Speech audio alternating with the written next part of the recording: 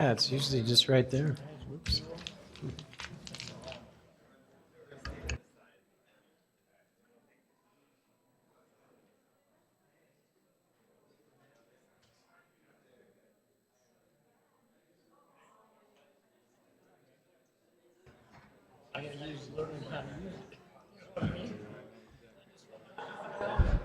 Good evening. We would like to welcome you to this meeting of the Provo Municipal Council. We are convened in the City Center Municipal Council chambers. The time is 5:35 on Tuesday, May 2nd, 2017. This meeting is being broadcast live on YouTube, Provo Channel 17, where it will also be available for on-demand viewing. The council requests that citizens help maintain the decorum of the meeting by turning off or silencing electronic devices, being respectful to the council and others, and refraining from applauding during the proceeding of the meeting. We'd now like to start with a roll call. Cliff Strachan. Brian Jones. Kay Van Buren. Gary Winterton. Kim Santiago. Dave Sewell.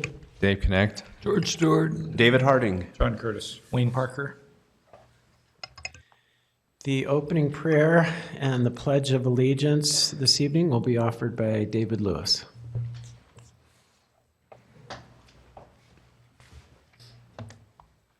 If you'd please bow your head as I pray. Dear wise and loving Father, thank you on behalf of all those who are gathered here today. Thank you for your many and abundant blessings. Thank you for life itself, for the measure of health we need to fill our callings, for sustenance, and for our friendships. Thank you for the ability to be involved in useful work and for the honor of bearing appropriate responsibilities. Thanks as well for the freedom to embrace you or the freedom to reject you. Thank you for loving us even so from your boundless and gracious nature. In the scriptures you have said that citizens ought to obey our governing authorities, and since you have established those very authorities to promote peace and order and justice, therefore we pray for our mayor, Mayor Curtis, for the various levels of city officials, and in particular for this assembled council. We ask that you would graciously grant them wisdom to govern amid the conflicting interests and issues of our times, a sense of the welfare and true needs of our people, a keen thirst for justice and righteousness, confidence in what is good and fitting, the ability to work together in harmony even when there is honest disagreement, and personal peace in their lives and joy in their task. We pray for the agenda set before us this evening. Please give an assurance of what would please you and what would benefit those who live and work in and around our beloved city of Provo. It is in your most blessed name we pray. Amen. Amen. Amen. Please follow me in the Pledge of Allegiance. I pledge allegiance to the flag of the United States of America and to the republic for which it stands, one nation, under God, indivisible, with liberty and justice for all. Thank you.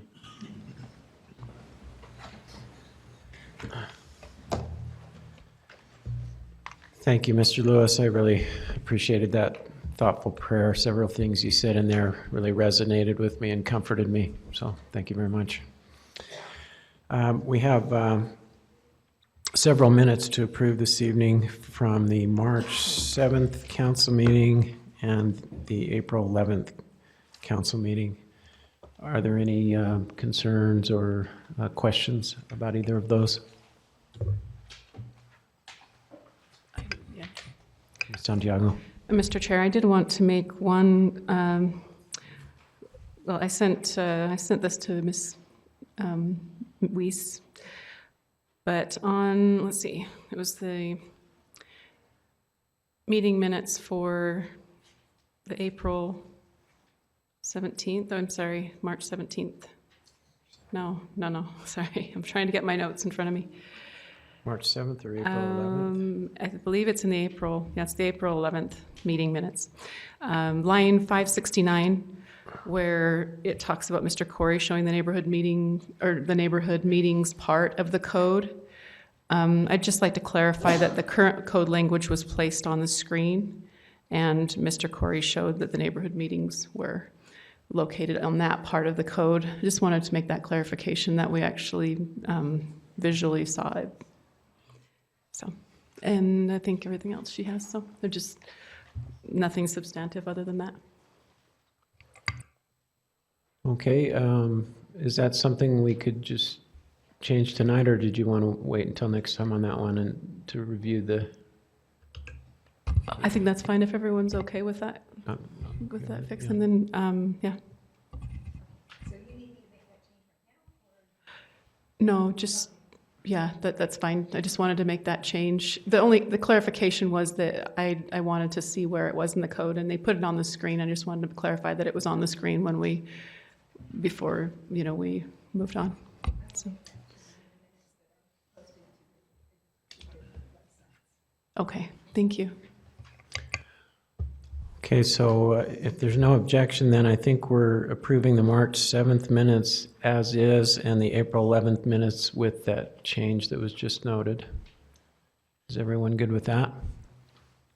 If so, we'll declare both of those sets of minutes approved by unanimous consent.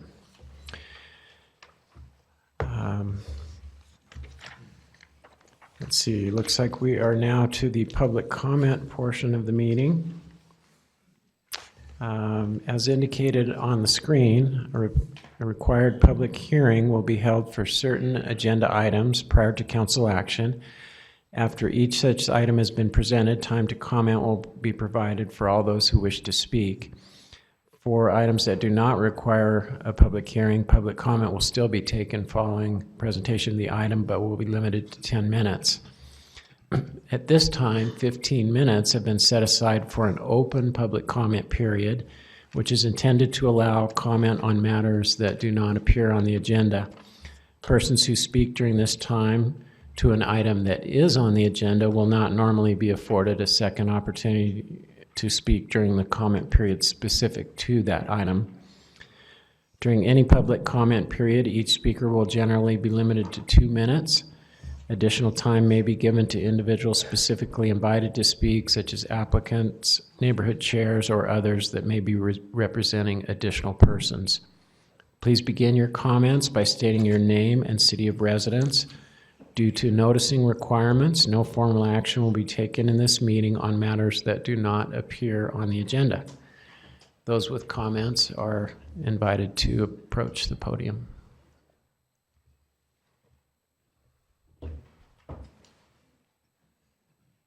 Good to see me again. Thank you for the opportunity to address you. My name is David Lewis. I'm a resident of Orem. Please don't hold that against me. I come before you this evening to represent the Provo Community Congregational United Church of Christ. It is located at 175 North University Avenue. From Provo's early beginnings, the church has had a long history here of community outreach, civic development, and spiritual guidance. While the church grew, expanded, and thrived tremendously during the boom of the Geneva Steel days, it has since been reduced to a very small congregation, looking to still be relevant in today's fast-paced world and remain a benefit to our beautiful community. The future of this corner is resting on a few individuals to make and guide and renew not only the congregation, but the iconic downtown landmark that the church calls home on University Avenue and 2nd North. It is a task we feel worth the work to preserve diversity in our community, provide a safe place for anyone who desires to worship, and a place for our community to be welcome for beautiful music, uplifting concerts, and other benefits for generations to come. We seek to become more self-sustaining, and to do so, we desire to reinvent the property where the church buildings currently reside, preserving the most recognized part, the A-frame chapel. It's hard to miss, while redeveloping the remaining property to house new spaces for the church and apartments that will provide an income as well as revitalize the church and this area of downtown Provo. By using the property the church already owns, construction of 25 to 30 units consisting approximately of 350 to 380 square feet, using efficient design, modern amenities, and building facade that reflects the architectural history of the area were in the works. With the recent change in policy for housing size requirements in downtown, this project that is vital to the future of the church was essentially killed. The church council and the congregation are devastated. I come before you tonight with respect to your position, knowing that you want to do what is right for the city. And to honor the time constraint given here, on behalf of the Provo Community Church, I ask this council please to reconsider the decision regarding residential unit sizes in downtown Provo to allow this project to move forward and become an asset to Provo and this community. Thank you. Thank you, Mr. Lewis.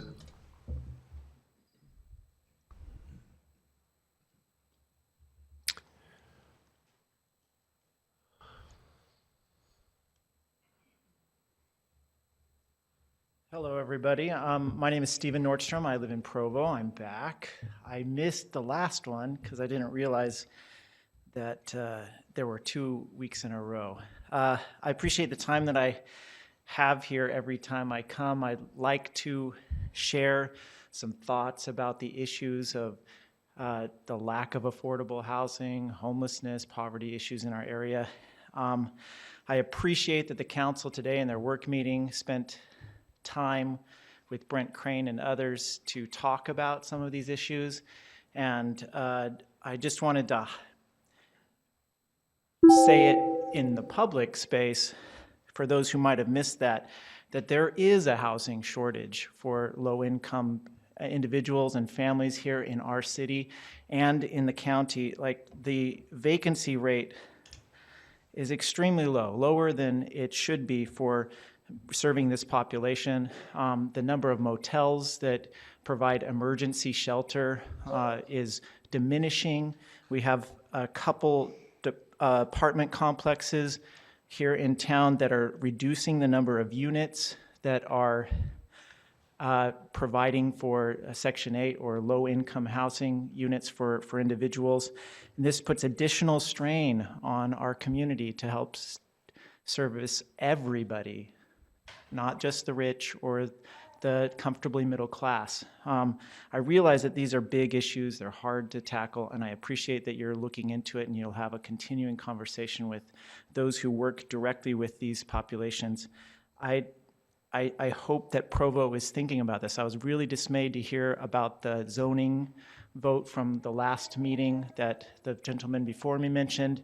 It, I think, moves in the wrong direction. And it's devastating to their hopes and dreams, and I hope that we would reconsider. So thank you. Thank you, Mr. Nordstrom.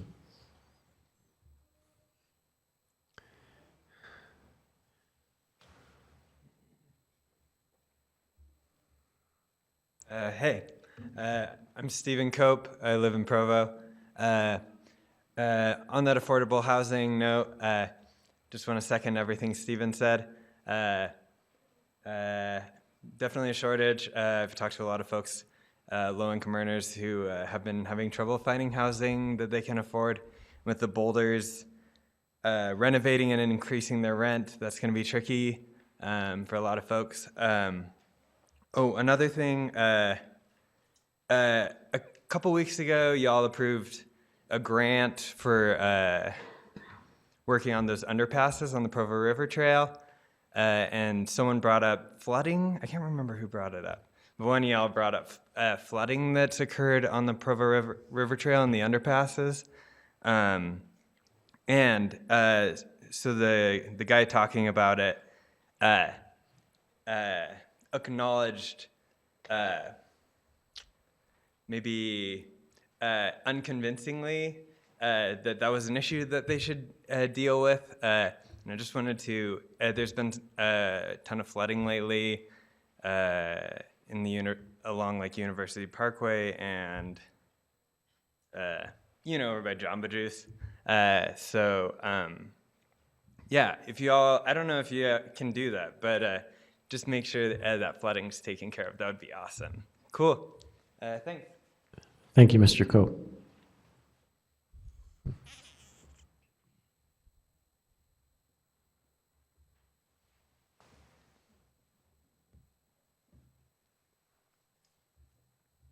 Nancy Wilson from Provo. 2 weeks ago, I sat and listened to a developer talk about how allowing smaller units would make it more financially viable for him because he could charge more per square foot for a smaller unit. I agree, there is a lack of affordable housing in Provo. I have friends and family who've looked for housing and it's kind of hard to find. However, downtown, people who are developing downtown are not looking to make affordable housing. They're looking to make high-end housing to attract people, not long-term stable families, but maybe young professionals, that sort of individual who aren't looking for affordable housing. Affordable housing, developing affordable housing downtown, and I'm just an ordinary citizen. I realize a great lack of expertise on my part, but just from my personal experience looking around, affordable housing in downtown may not be a good mix. Obviously, preserving a historical church is something of great import, and it seems to me that something could be worked out, but I want to express my support of your vote of a couple of weeks ago of insisting on those larger housing sizes, because otherwise what I feel you get is you get people who really want that accessibility, need that accessibility, and are just paying more for less space. Thank you. Thank you, Ms. Wilson.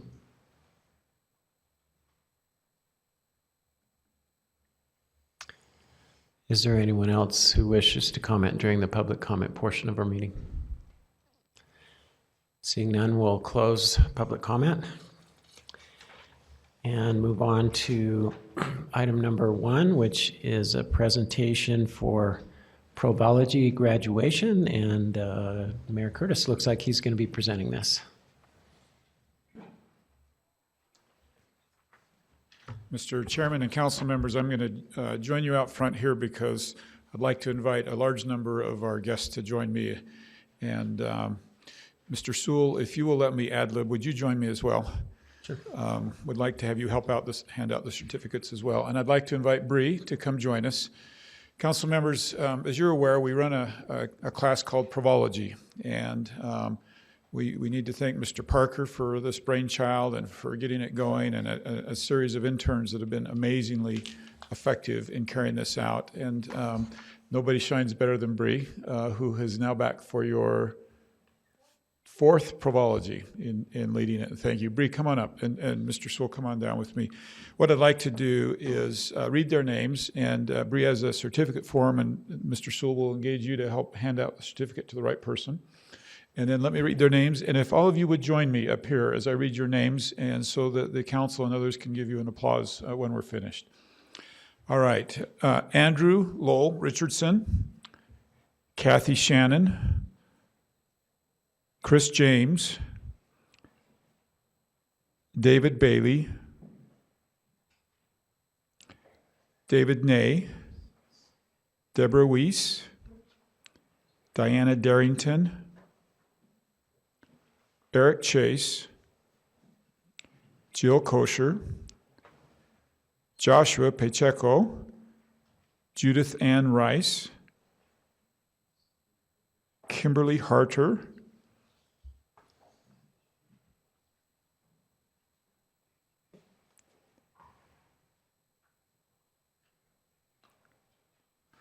Crystal Vomasil, Kyle Jardine,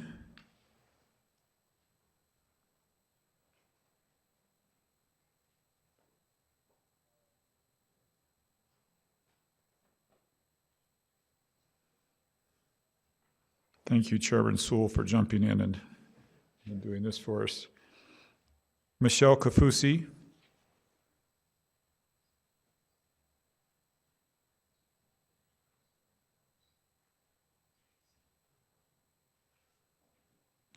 Nancy Ney,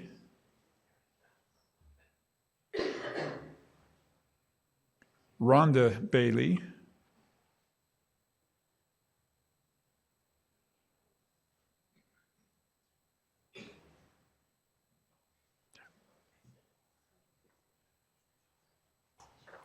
Richard Yelsey.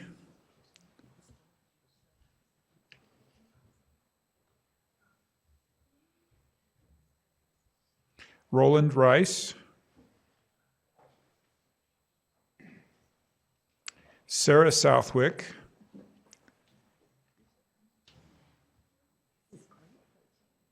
Stephen Cope. Terry McCabe. Travis Moore, and Tamra, my old neighbor Schaefer. Not my old neighbor, my former neighbor. How's that? Yes, you bet.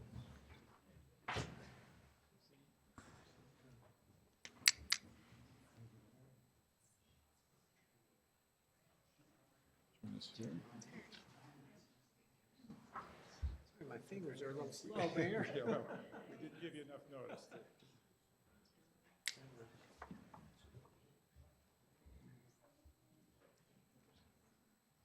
Yeah, I'll grab it. Thank you. Thank you.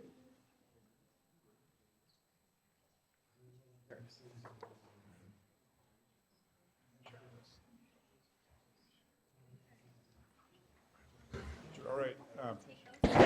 Council, if you'll indulge us, we just want to take a picture real quick.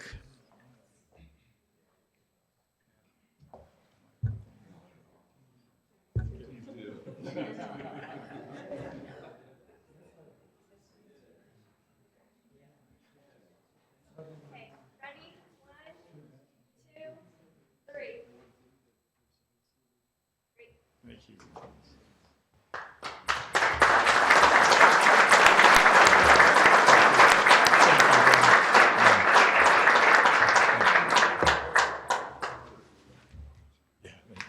Thank you. Let me just mention, I think the council members know, but our public may not, that these good people donate a series of evenings. Bree, is it 8, 10, 12 evenings? 9 evenings to come learn more about the city. And we sure appreciate their contribution. I think you'll start to see a flow of future leaders in the city, board members, and even people running for public office that have come across this opportunity through the Provology class. If you know of people that are interested, we'll be running the class again in the fall. And so if they'll watch for that, we'll look for the next class. Thank you very much. Thank you, Bree.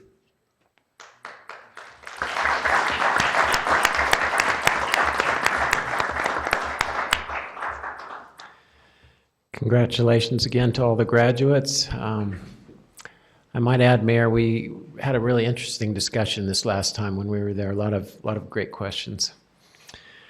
All right, let's move on to item number 2, which is a presentation by the Covey Center of Anne of Green Gables. And this will be presented by Katie Rossiter, I believe, or introduced perhaps.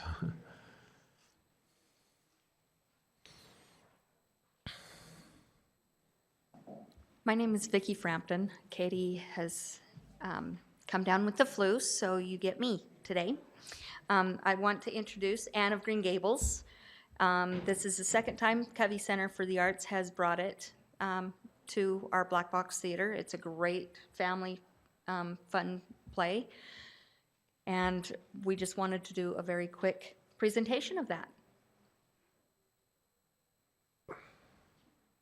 It does run Thursdays, Fridays, Saturdays, and Mondays until the 19th of May. So come and see it. This aside real quick.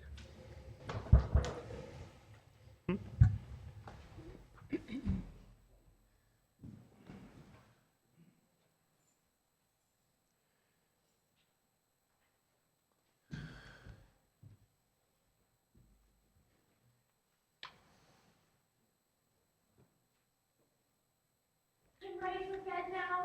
It was glorifying the sun and the arbors. Aren't you going to say your prayers, child? I've never done that before.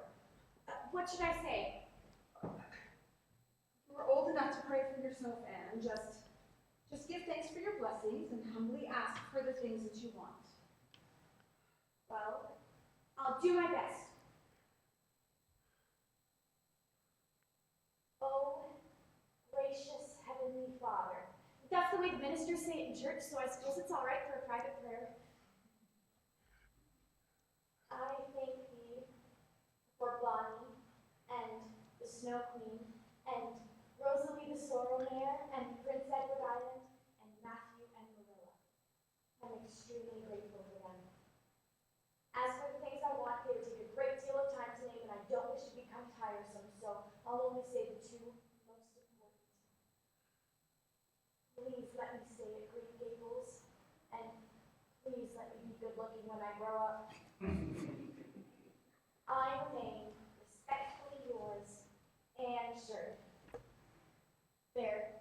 Did I do all right? You did just fine, Anne Shirley. I'm sure he took note of every word. Well, we can't get through this world without our share of trouble. I've had a pretty easy life so far, but it's clear my time has come at last. Suppose I'll just have to make the best of it.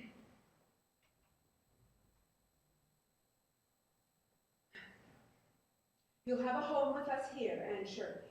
That is, if you can prove yourself to be a good and grateful girl. Oh, I will, Miss Cuthbert, I will. Plain Marilla will be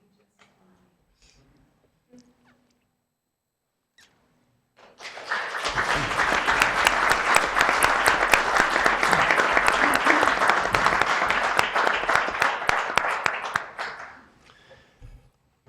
Thank you.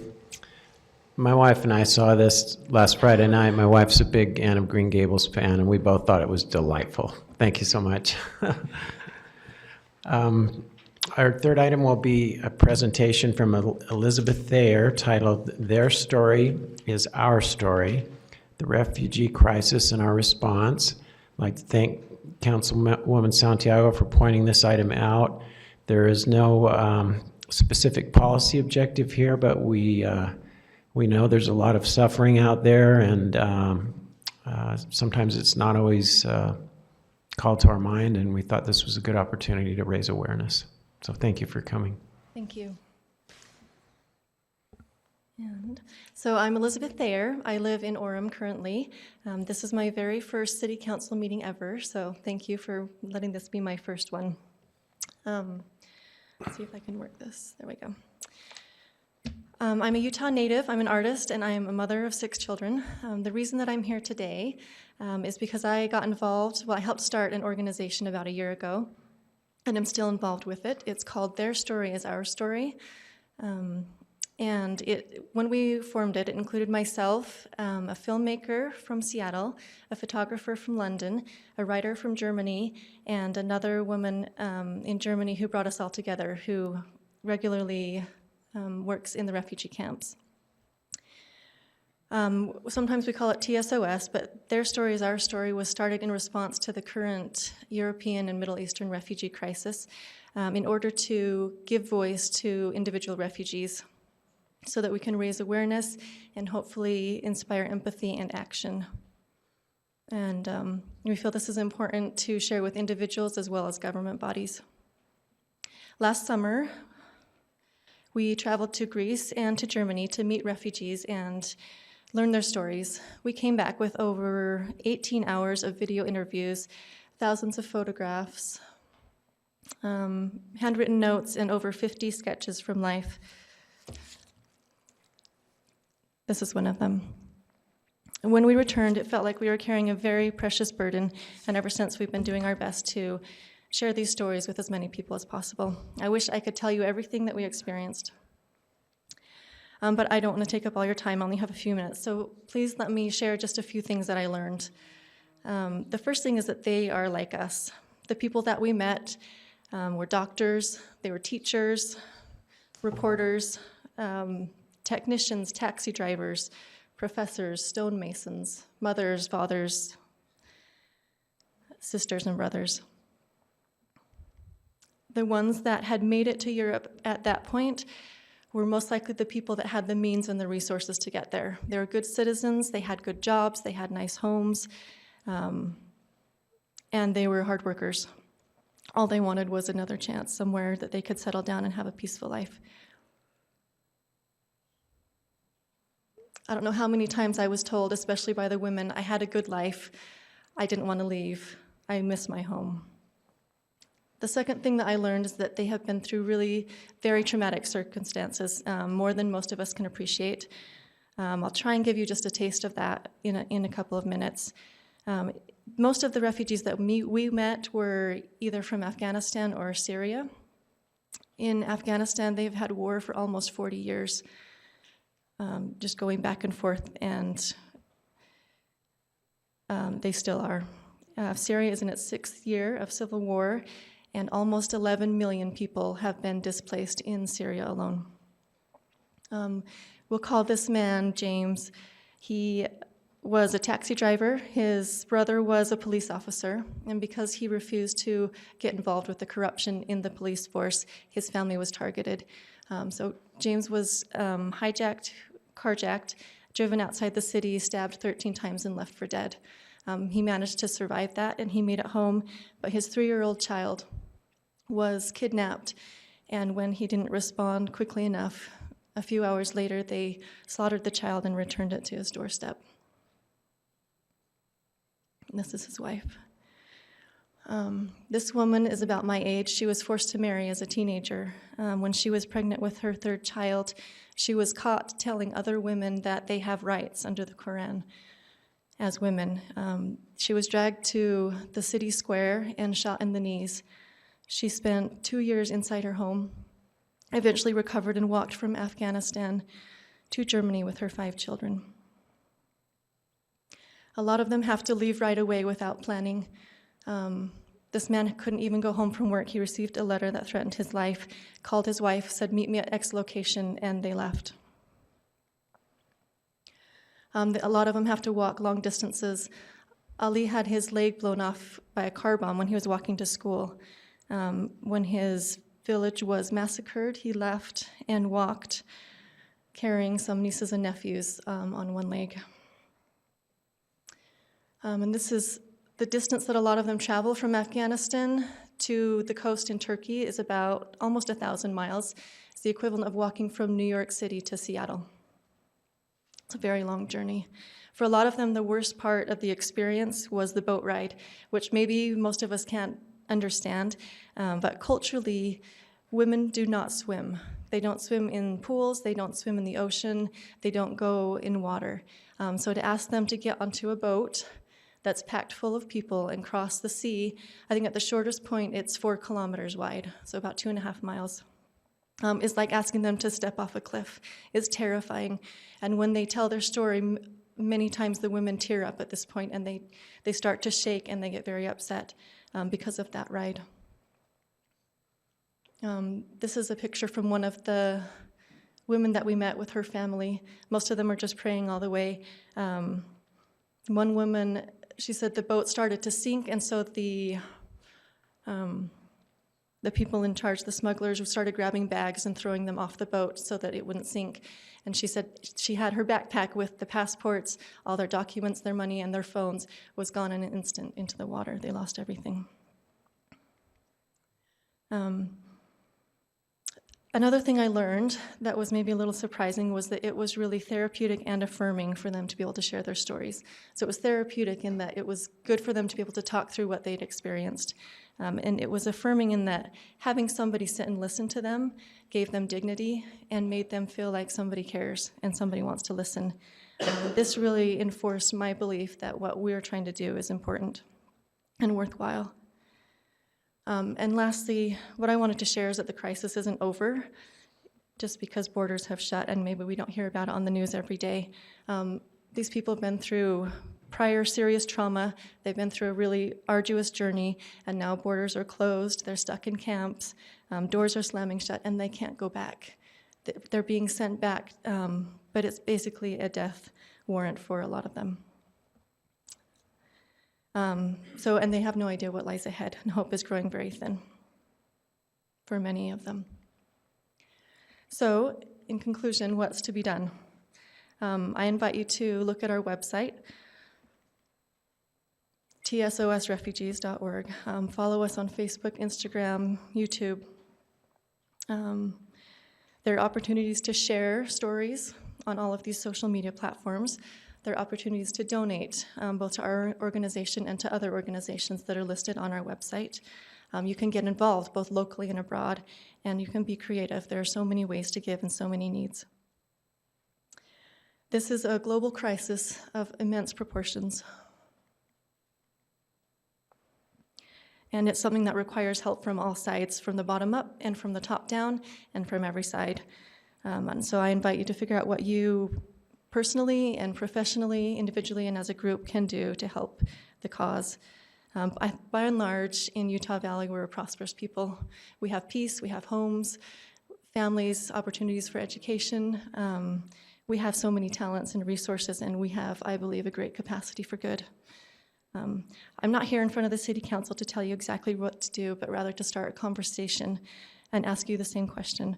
My part is to give voice to these stories and to spread them far and wide and to hopefully open hearts. So my question is, what will you do? What can you do?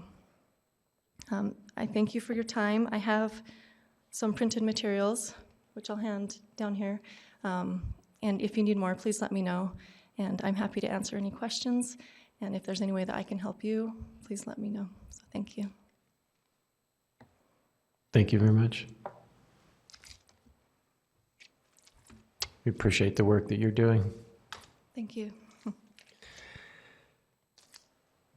All right, we'll move on to item number 4, which is a public hearing on the substantial amendment to the 2015 Five-Year Consolidated Plan to include the City of Lehi as a member of the Utah Valley Home for Federal Fiscal Years 2017, 18, and 19. And this will be presented by Dan Gonzalez, Management Analyst. Thank you, Mr. Chair. Good evening, everyone. Just a point of note, that should read Utah Valley Home Consortium. That makes a little more sense. On November of 1990, the United States Congress enacted the Cranston-Gonzalez National Affordable Housing Act, Title II of the legislation entitled the Home Investment Partnerships Act, which authorizes the Secretary of HUD to make funds available to participating jurisdictions for investment to increase the number of families served with decent, safe, and affordable housing, and to expand the long-term supply of affordable housing in accordance with the Act. Under the Act, a consortium of geographically contiguous units of general local government, which separately may not qualify to receive home funding, may, by entering into a cooperation agreement, join together for the purpose of receiving a home allocation and administering the home program as a single participating jurisdiction. In about 1991, Provo City, as the only entitlement city to receive home funds in Utah County, led the march to organize a consortium of which the cities of Lehi, Linden, Mapleton, Pleasant Grove, Payson, Spanish Fork, Springville, and the unincorporated areas of Utah County were joined as a consortium through an agreement. The makeup of that consortium carried on until about 2011, when Utah County received designation as an urban county to receive CDBG funding. That, in effect, changed the makeup of the consortium membership to be the City of Provo, the City of Orem, and Utah County, serving those localities that joined with Utah County to receive CDBG funding.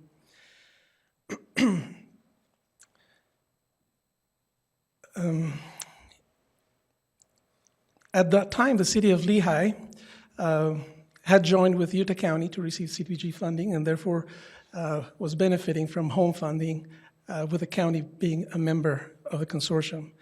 But around 2014, the City of Lehi sought and received designation as a CDBG entitlement city, which automatically eliminated their alliance with the county to receive CDBG funding, and because of that, also removed them from receiving benefits for the home program.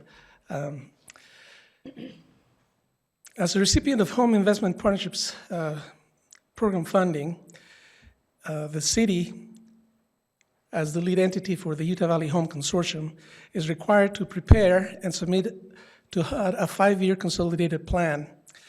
This provides a framework to identify community needs, including housing, homelessness, and community and economic development, and to identify available resources and devise a strategy plan for meeting those needs. Anticipating that the City of Lehi would join the consortium within that 5-year consolidated plan, the document was included information that benefit Lehi citizens. However, so what we're here to the proposal is to amend the 2015-2019 5-year consolidated plan by including the City of Lehi as a member of the consortium and therefore benefiting from participating in the home program. In terms of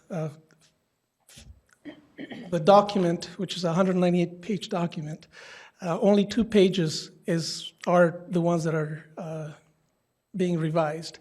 The first one showing the City of Lehi as a member of the consortium, and in the second page, providing information for the administrator of that program.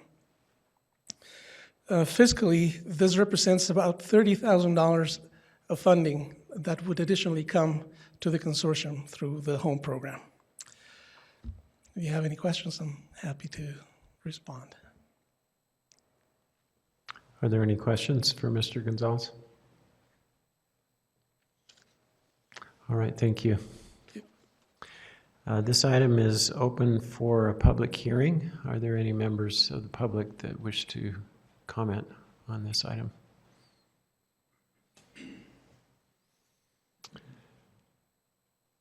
Seeing none, we'll close public comment and bring it back to the council for discussion. And my understanding, Mr. Gonzalez and Mr. Jones, is there's nothing to vote on tonight. And, that's correct. I think Mr. Gonzalez probably mentioned this, but just to reiterate, so starting with tonight's public hearing, there's now a 30-day public comment period during which interested persons can submit comments in writing. Mr. Gonzalez, you're the contact person, is that right? And the notice that was published with this meeting contains the address and contact information for those comments to be submitted. So at the close of that 30-day public comment period, then the council will reconsider this item on the first meeting in June. Very good. Thank you, Mr. Jones. Is there any council discussion on this item? Seeing none, we'll move on to item number 5, which is an ordinance amending Provo City Code to change yard requirements in the one-family residential zone. And this item is to be presented by Brian Maxfield. Thank you. This item was previously before the council about a month ago, and at your work session a couple of weeks ago and again today. At that meeting, we discussed the possibility of changes to the draft ordinance. The first draft ordinance talked about, from the Planning Commission, talked about a 15-foot rear yard as an average of 20 feet. Subsequent amendment by staff eliminated the 15-foot and just went to straight 20-foot rear yard. The one before you today talked about, I guess, better defining that rear yard, saying except that up to 100 square feet of the primary building may extend within 15 feet of the rear yard, and then adding in the clause so long as the extension is not more than 1 story or 15 feet in height. The fourth one ended with, I guess, a change which added one more clause to that, saying that the extension also would cover no more than 50% of the width of the building. And then there was a question as to whether that would be 100 square feet, which is basically a 20 by 5 foot addition, or would allow up to maybe 150 square feet, which would be a 30 by 5. I guess, throwing in the other elements of the requested amendment would be the front yard setback with the definitions there, which better define what that point is measured from. And then the other one, which is item 1, which got into one, it goes to a straight 20-foot minimum, whereas now you need a total of 50 feet between the front and rear yard. It would eliminate that 50-foot requirement. So it'd just be a 20-foot, basically a 20-foot front yard and a 20-foot rear yard. And I think the idea was just obviously seeing where the council wanted to go with these options and just responding to any questions you have that way. Thank you. Thank you. Are there any questions for Mr. Maxfield?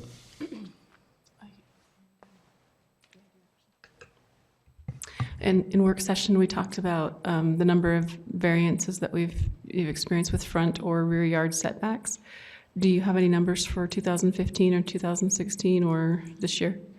Yes, 2015, the rear yards, there were no requests for rear yard, and there were a total of 9 for side yard. We added a couple of other years, and the trend's pretty much a 2-to-1 trend where you'd have twice as many side yards than rear yards, and rear yard is somewhere between, since 2010, is about 2 per year, 2 to 3 at the most.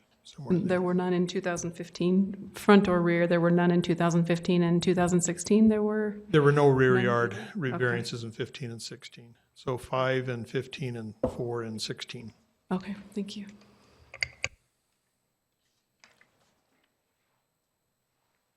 Other questions? Mr. Connect? So a lot of people are used to the 50-foot rule where it was maybe 30 in the front and 20 in the back, or vice versa. So the rear yard at 20 is nothing new, right? Right, you could go to within 20 feet in a rear yard. It's just a preference of whether you had a smaller front or a larger front. Right. Or an average even, 25 and 25.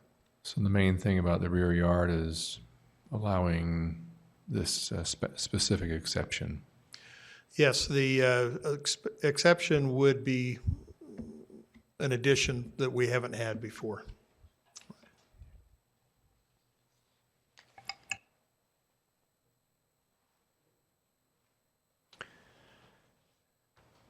If there are no more questions for Mr. Maxfield, this item is open for a public hearing.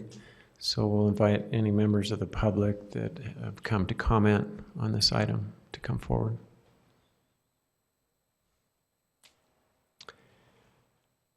Seeing none, we'll close the public hearing and bring it back to the council for discussion. Mr. Harding.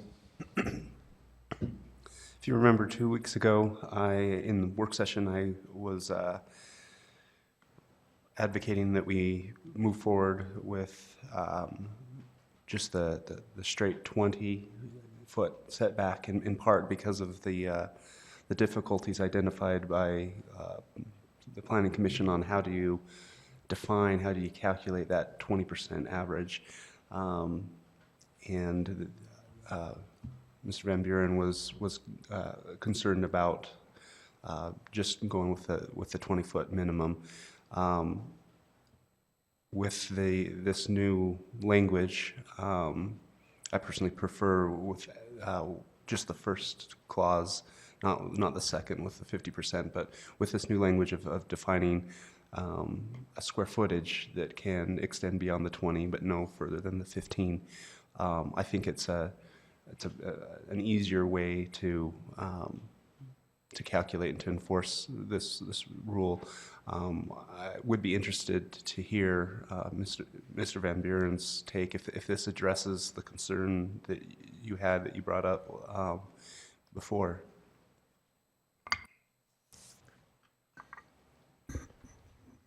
Well, I supported it before with the 15 and a part of the house, which I showed that plan that kind of showed that. I would be good with just 100 square feet, not the 150.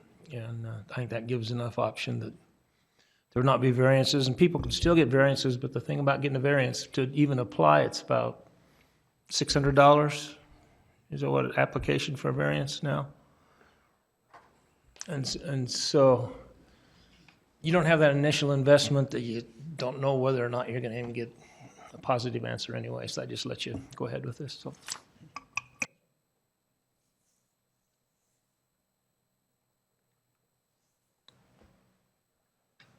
So, Kay, did I hear you were saying that you like this, but you would prefer that it be 100 instead of 150? I probably said that 100 would satisfy what I would like. If someone wanted 150, I wouldn't vote against 150, but 100 would be fine. Okay. Mr. Hardy? I forgot, the one other point I wanted to make is I really like the idea of requiring that additional up to 100 square feet must be single story, 15-foot maximum. I think that addresses some of the concerns that others might have with encroaching within the 20 feet. So, I'm in favor of what we see up on the screen right now.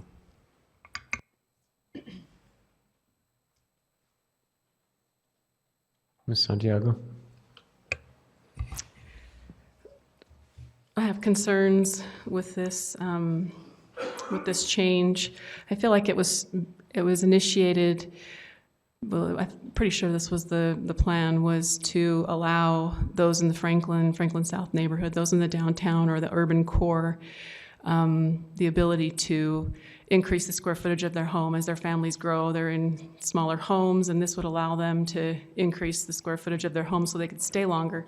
And that fit nicely with our priority of trying to infuse stability in the downtown, to increase home ownership, to keep people in their homes longer, and create more core sort of anchor families in the downtown, because they have so much transient people moving in and out, and they're only 20 to 30% homeowner occupied, where it seems like 50% or more is really ideal, or better, not ideal, but better for stability.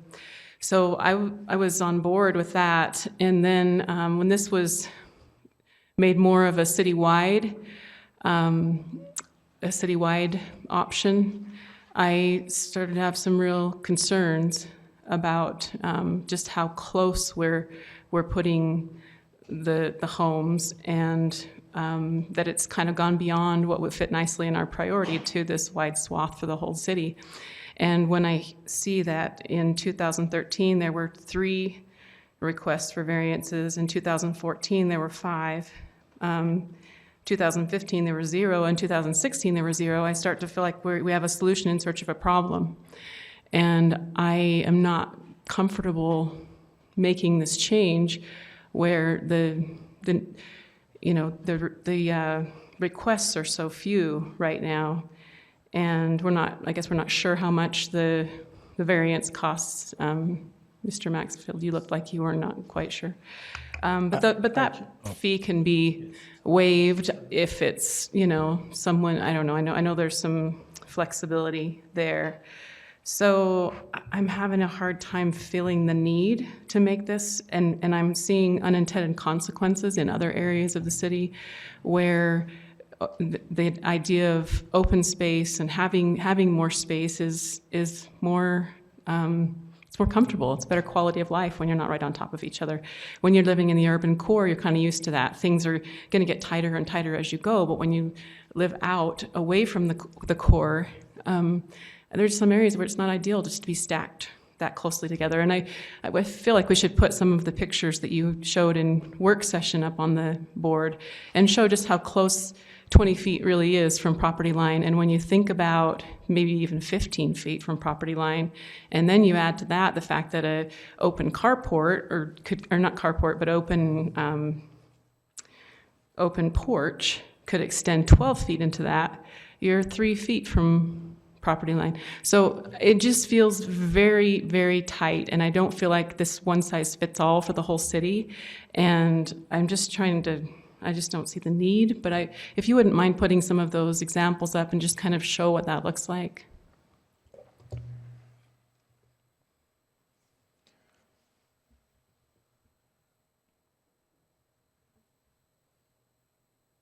I think this one at least shows one where there was a variance and shows that 15 foot, just so you can see what that distance is. The one here in the middle, and you can see a 25 foot and another one that has a lesser setback on the left. Corner lots are a little bit different. This one is generally defined as a front yard is where the door faces and the rear yard. However, previously it was defined by the narrow width of the lot, so it's a little confusing on this one where I'm not sure if they got a variance or why, but both of these yards are almost equal to sides. This one was shown because the Planning Commission had looked at changing corner lots where you'd have two sides and not have a rear, because your neighbors are both side yards. I don't mean to confuse the fact, but it just kind of illustrates, I think, what you were saying on some of the closeness you get from some of the properties. The one on the right's, where you've got an angled lot where it opens up on one side where, it pushes a little bit. This one's up in the tree streets, and it shows a row of homes.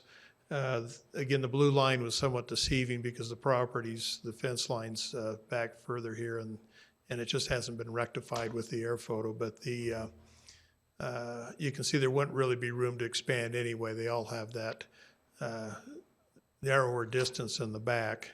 And again, can you stay on that one? But would anyone, and I guess no one could build behind that house, but if they could, the structures would be very, very close. I mean, if they're backed up all the way to the property line like that.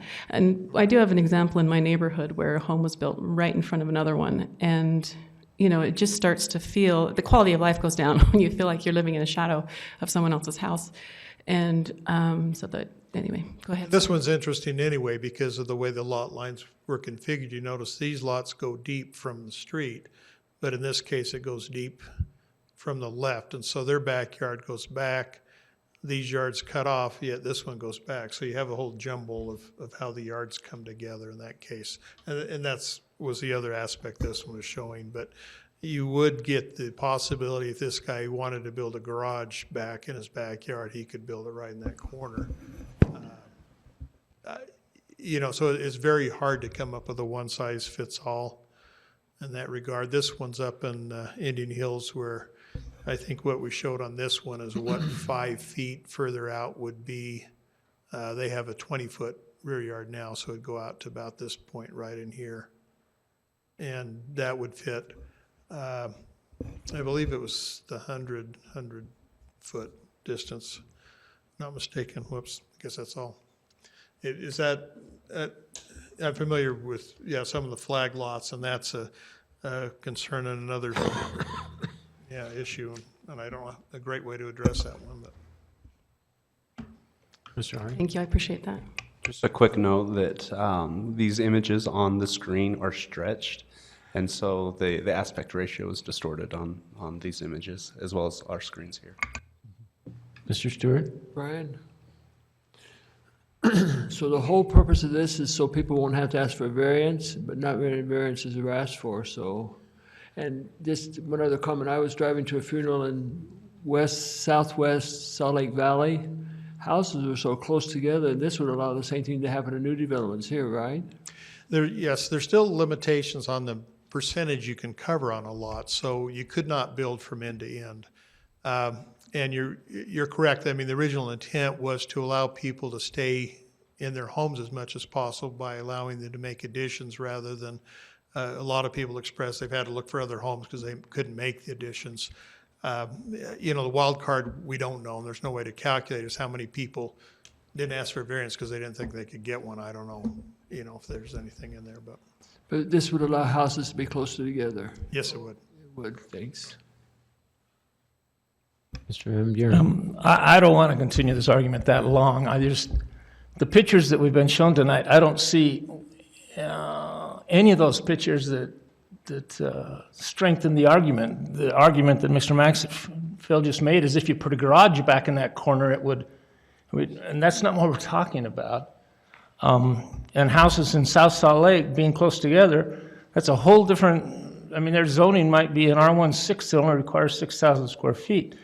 We're talking about a portion of a house that can be 5 foot closer. So already the law already says 20 feet.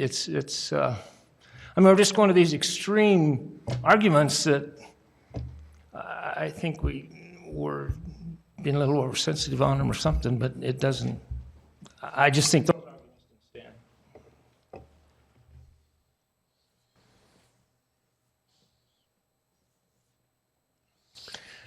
Mr. Winterton? My wife informed me 2 weeks ago that we're going to have to expand our house to the back if we're going to stay in that house because our bedroom's upstairs and she won't be able to climb stairs in a little while, and neither will I.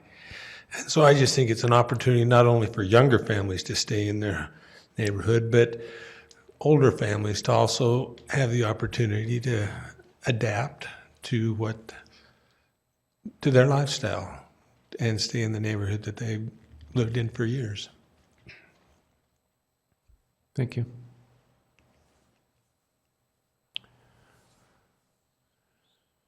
Are there any other comments? Mr. Connect. So, Brian, I suppose there's the possibility that in addition to somebody having a portion of their house out to the 15-foot distance, that they might then be able to add a porch. I mean, in theory. In theory, yes. Right. And that's definitely something that kind of popped up and probably needs to be addressed in some fashion. If this is approved this way, we probably need to go back and really relook at that one. Okay. I think maybe it's an outside possibility, but it's still worst case and could happen, and I think there's some concern that it might happen. Right, because the wording, I believe, says you can extend 12 feet into the required setback.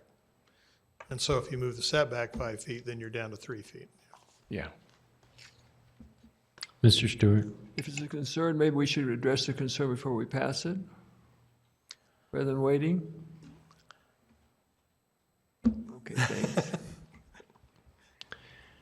Can I just make one more comment on that? The uncovered porch roof, that would be in effect right now. In other words, if the law right now says that we have a 20-foot setback, we could put a porch within 8 feet of the property right now. So, I mean, we're talking about 5 different feet, but the overall flaw in the ordinance isn't affected by this one. I mean, go ahead, Mr. Connect. I guess, but if the porch could be within 8 feet before, now it could be within 3. Right, that would be my reading of it. Is there anything else we allow? Do we allow outside storage units or, Yes. sheds? And that's, if there's a 6-foot separation between the dwelling and the accessory building, they can still now go within 3 feet of the property lines. You can still, right now, have structures within 3 feet of a property line.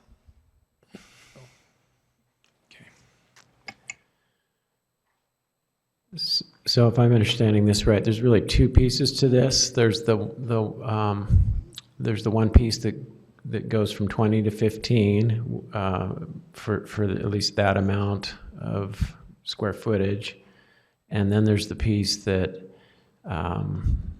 replaces the 50 square foot total setback on front and back to now make it 20 on both with this exception here. So you could, in addition to being able to go 5 feet closer to the back, you can also sort of go a little closer to both ends. You couldn't go, well, it's still a 20 feet in the front. Still the 20 in the front. Wouldn't change for minimum, but moving to 20 feet in the front would require a bigger setback in the back under the current ordinance. Right. So it would eliminate that extra 10 feet that way. Now, if, the same is true as if your rear yard were 20 feet, your front yard would have to be 30. So yes, the change would now allow you to go to that 20 in the front yard where before you had to be 30. Right. Mr. Connect. So, we could actually just incorporate or pass A and not B at this time? Would that still work with the language? Or would that leave you hanging? You'd still need a rear yard setback. So you have to specify something. Right, and I think the initial option one. I think it's, we'd have to check and make sure whether it's option 1 or 2, but I think it's option 1 that just has a flat 20-foot minimum. So you could go with that and then examine further amendments to that in the future. Okay. I think, Kelsey, can you check version 1 and version 2 for us and just... It is 2. Version 1 was the planning commission one, which had the average, so version 2 was the staff. Oh, you're right, it's version 2, the staff, the one that's called staff version, the one that we're looking at, that's just that one right there. And while I've got the mic, I would just, for the benefit of the council, remind them that because we have 4 different options of this at the moment, there is not an implied motion here. We'd need a motion to select one of these to vote on. My last comment is I'm just a little bit still unsettled about it for 2 reasons. The issue of, are we using a broad brush when we were originally intending to focus on a certain area? So I wonder if this should be possibly limited to a certain area. The other thing I'm a little unsettled about is all the different iterations we've gone through on the back there. You know, the several different versions of the 15, and then I kind of liked when it was just 20 clean, and then there was no question about it. But I guess if it's this small, then maybe that's okay. You know, the 100 square feet or whatever. But anyway, that's my concern at this point. So go ahead. So this one before us still gives them 10 feet more of house, right? Because you're measuring either from the back of curb 23 feet or from the back of the sidewalk 14 feet. But so, and you can still have the 20 feet in the backyard. So there's no 30-foot requirement in the front yard if you're going to have the 20 in the back with this. Right, you do and if not you need had, the combination. because right now, if you had 20 in the front, you'd have to have 30 in the back, or 30 in the front, you'd have to have 20 in the back. So this still gives them 10 feet more of house, so it still could push the house back 20 feet and still be closer to the curb too. So this is still, in my mind, part of the same thing. But I think that's only on new construction though, then, 'cause you'd have to tear the house down, and then why are you and starting over again? If it seems to me it's all it'd be applicable to. Would it apply to remodels also if you were just adding a room in the back or something? Yeah, it depends so much on the configuration of the home. And again, you've got everything in between 25 and 25, 27, 23, you know. It really takes the layout that you're trying to accomplish and see if it fits in. I think it would probably argue harder against variances because you do have at least other options, but I don't know. Again, we're not getting a ton of variances that way, and that's why it's hard to measure. Question. Mr. Connect? So when, and we kind of talked about this before, but when did the 2050 rule replace the previous standard? I apologize because I know, gee, that goes back when we talked about originally the Planning Commission. We had that date. I believe that existed certainly in the 70 ordinance. As far as I'm just, because I went through this when I built my own house on Nevada Avenue, and then, and I had the 30-foot setback required, and it was like 1993. And then after I built, a few years after that, it changed, and some people built on the empty lots on the street, and it was a big uproar, but because some people felt they lost their view or whatever. So if it did change in the 90s, then I'm just kind of wondering what was the requirement for the backyard previous to this flexibility of having a 20-foot backyard. And I'm just wondering how many homes this really would affect, although in the pioneer neighborhoods, I'll admit, I lived in a house. Built before 26, you would never have anything. It was terrible, yeah. We had like a 15-foot backyard, if that, and the side yards it was a postage stamp. I really can't, I apologize, but I do not have a recollection right now of when those changes occurred.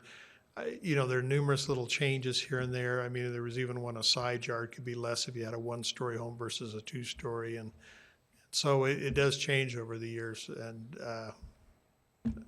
I think now it's just been a lot of, and I think we talked about initially starting because of people trying to stay in their home and do additions, and it. This section of the code was passed in 1991, but it was amended 9 times during the 90s. So it'd take a little bit of research to figure out what each of those did. Right. Thank you.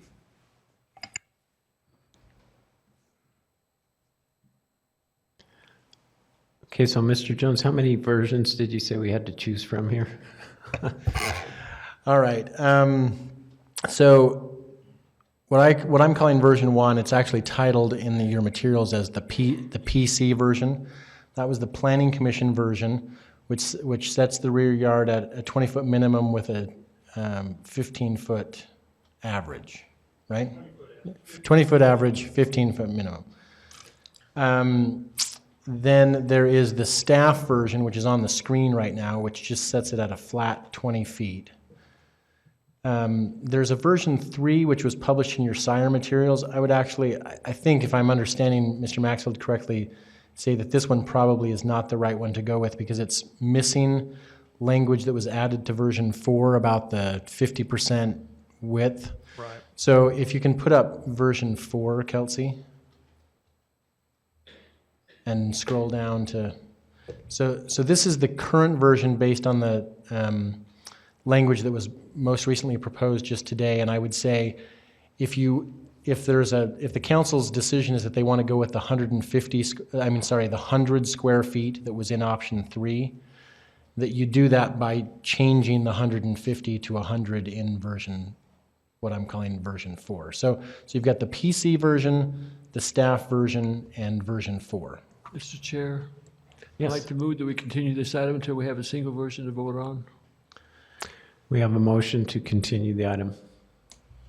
Well, and my one comment about that is I don't know that that's possible until the council gives us some direction about which option they want to, because every one of these versions has been in response to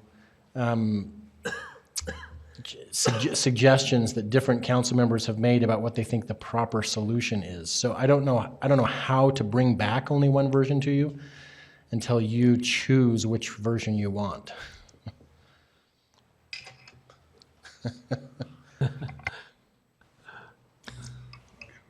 Mr. Harding? My preference actually would be for the third option, with the 100 square feet, but not the 50% overall width. So I move that be the one we continue.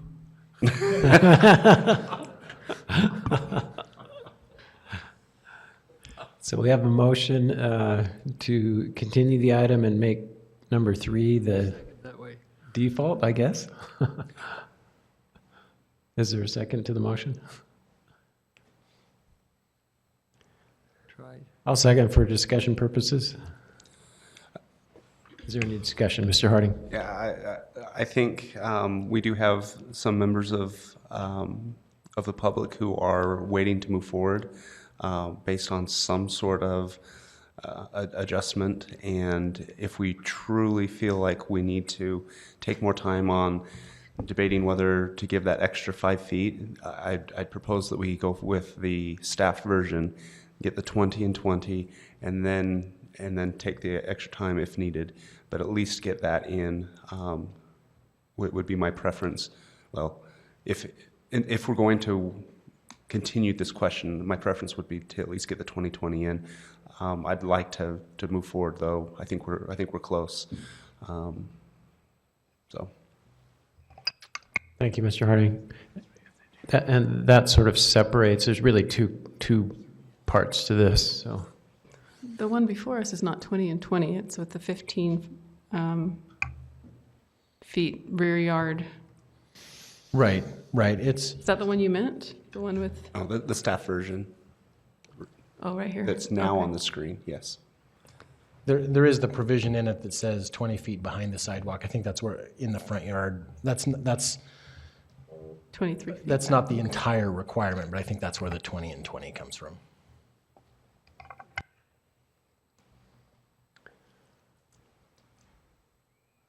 I'd like to make a substitute motion. Okay, Ms. Santiago? Or maybe, I don't know if this is really a substitute, but to move this one forward, but only allow it in the urban core, so the DT1, DT2, the Franklin South. I'm not sure if that's already included in the downtown area, but just keep it to our urban core. Okay, so we have a motion to, now which number is this one again, the staff one? So let's call this the staff version rather than using the numbers. Okay. I think that'll be easier to keep track of. But I think Mr. Stewart's motion was with regard to today's newly introduced version. Number Is that right? 3, okay. So the substitute motion is to make the staff version the default and to confine it geographically to the downtown core zones, its effect. Is that? That was the substitute motion. So we need a second still for that. And is there a second for that? I'll second for discussion purposes. Question. Mr. Connect. So, right now in the urban, in the center of town, with our current 30-foot, 20-foot arrangement, you can have a 20-foot backyard. So I don't see that changing. The only thing that changes is the front yard, how it's measured and how close you might come to the street.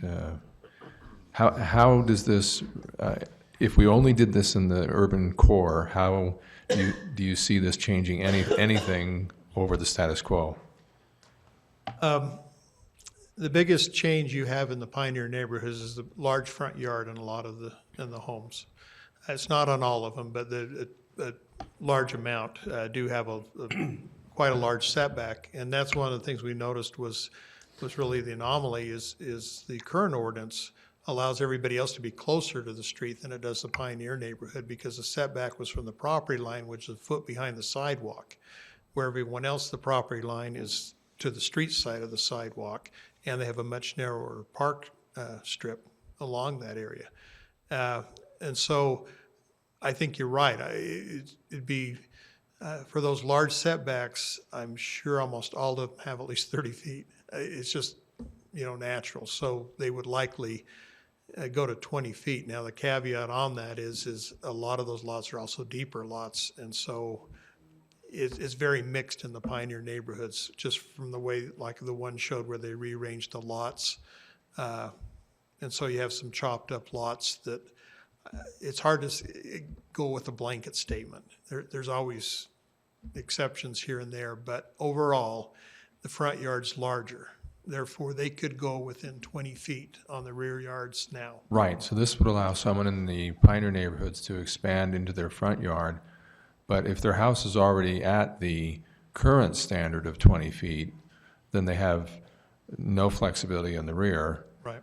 If the house is, 30 or 40 feet away from the fence, fine, they can go all the way out to 20. So I'm just trying to understand why, not that I'm against your proposal, but I'm just trying to understand how it would be different than if we just did it citywide, because I think the effect on the Pioneer neighborhoods would be the same, and it wouldn't really change anything in the other neighborhoods specifically. Some of the homes that have been just totally demoed and rebuilt are closer to the street in that in the Franklin neighborhood. And I don't know if they had a variance or what, but the homes were set back and now they're closer to the street. And so I think that, I don't know whether they had a variance or. There's also an allowance that they can kind of match the street. They can match the street, so maybe they don't need this. I guess that's what I'm right back to, maybe we have a solution in search of a problem here.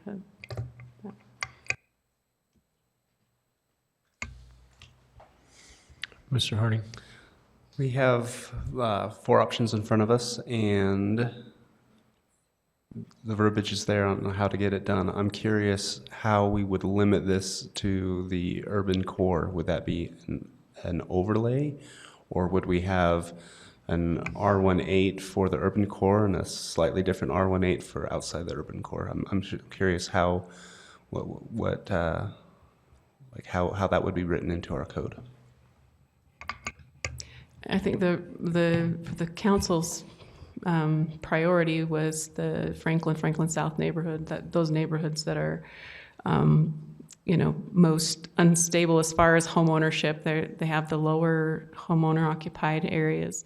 But I know there are homes, north of Center Street, and there are some other homes that are pioneer homes. And I don't know how you define that other than just, by zone in the downtown, DT1, DT2. I don't know if we could pull a map up of the zones, we could just figure that out. But. Let me clarify something, Ms. Santiago. Is it the entire amendment that you only want to apply there, or just the rear yard paragraph? I think the front and rear Okay. yard is because, as Mr. Maxfield mentioned, some of the front yard setbacks are 30 feet, so they'd actually do better to be able to build that way than, Okay, I don't know. I just wanted to make sure I understood what the motion was. I think in answer to Mr. Harding's question, I think what you're looking at is you change this section so that the language that's in there right now remains, but then there's a subparagraph that says here are different requirements that apply in the following zones, and you list the zones that they apply in. And I don't think DT1, DT2 works because those are actually redevelopment zones. Most of these homes are in either an RC or some others, so that's why you'd almost, I think, have to do boundaries. If I'm not mistaken, there is a definition of pioneer neighborhoods in the ordinance somewhere, and so there may be something that could tie to that if it's not within a particular zone, if it's more generalized. So in effect, it would be almost like an overlay.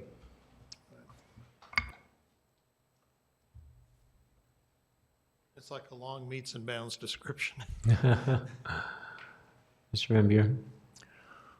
It seems like this amended motion is more complicated than we want to really get into, at least I do.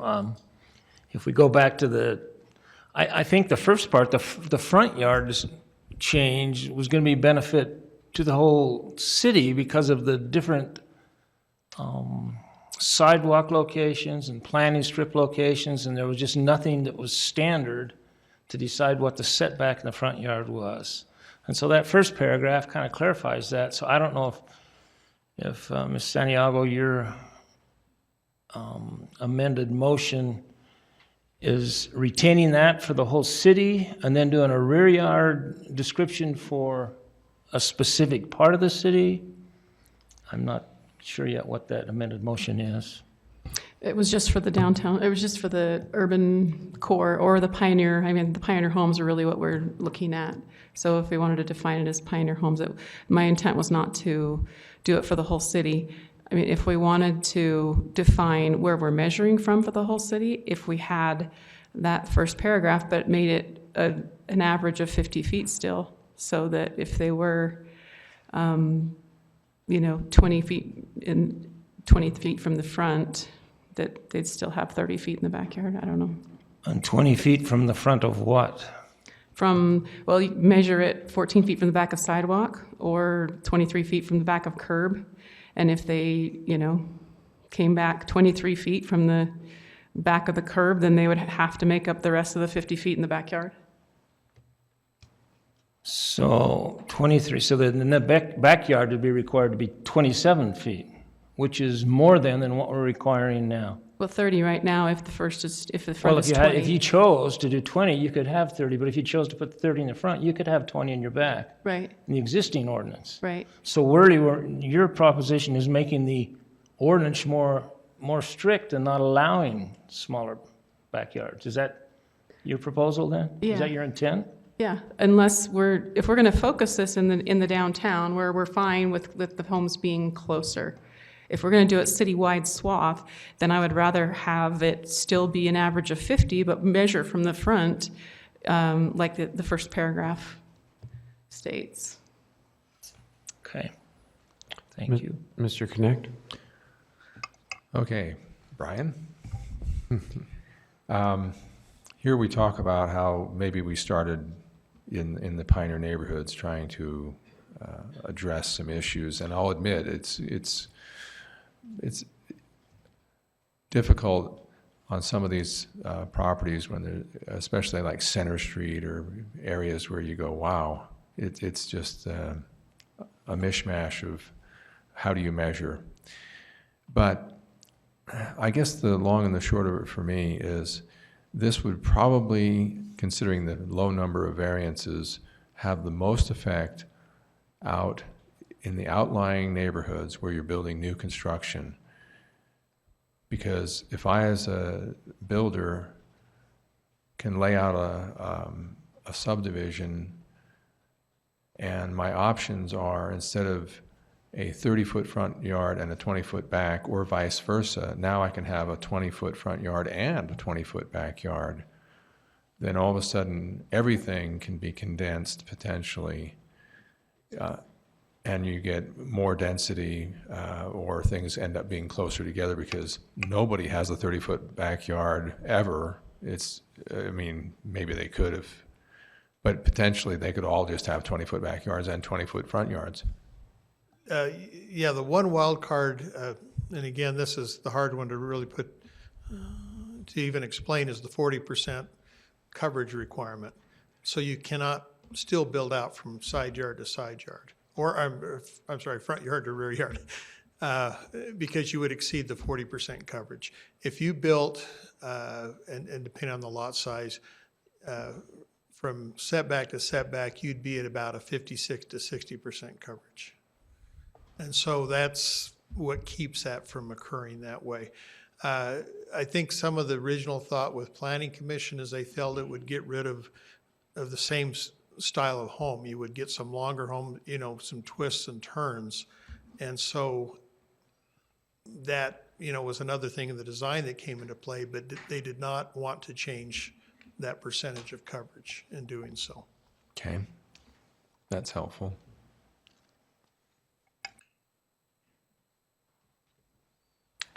Ms. Santiago?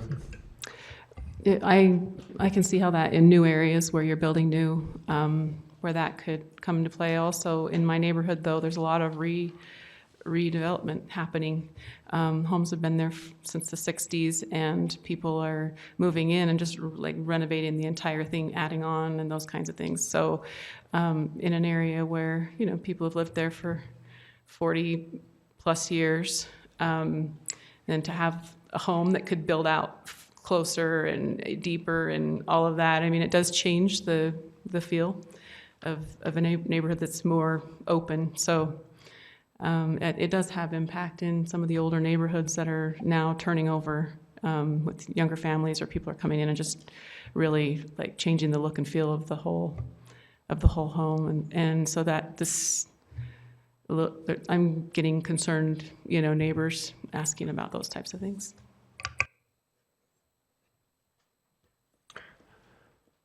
All right, is there any other discussion? Mr. Harding? I'd like to make a substitute motion, and I'm...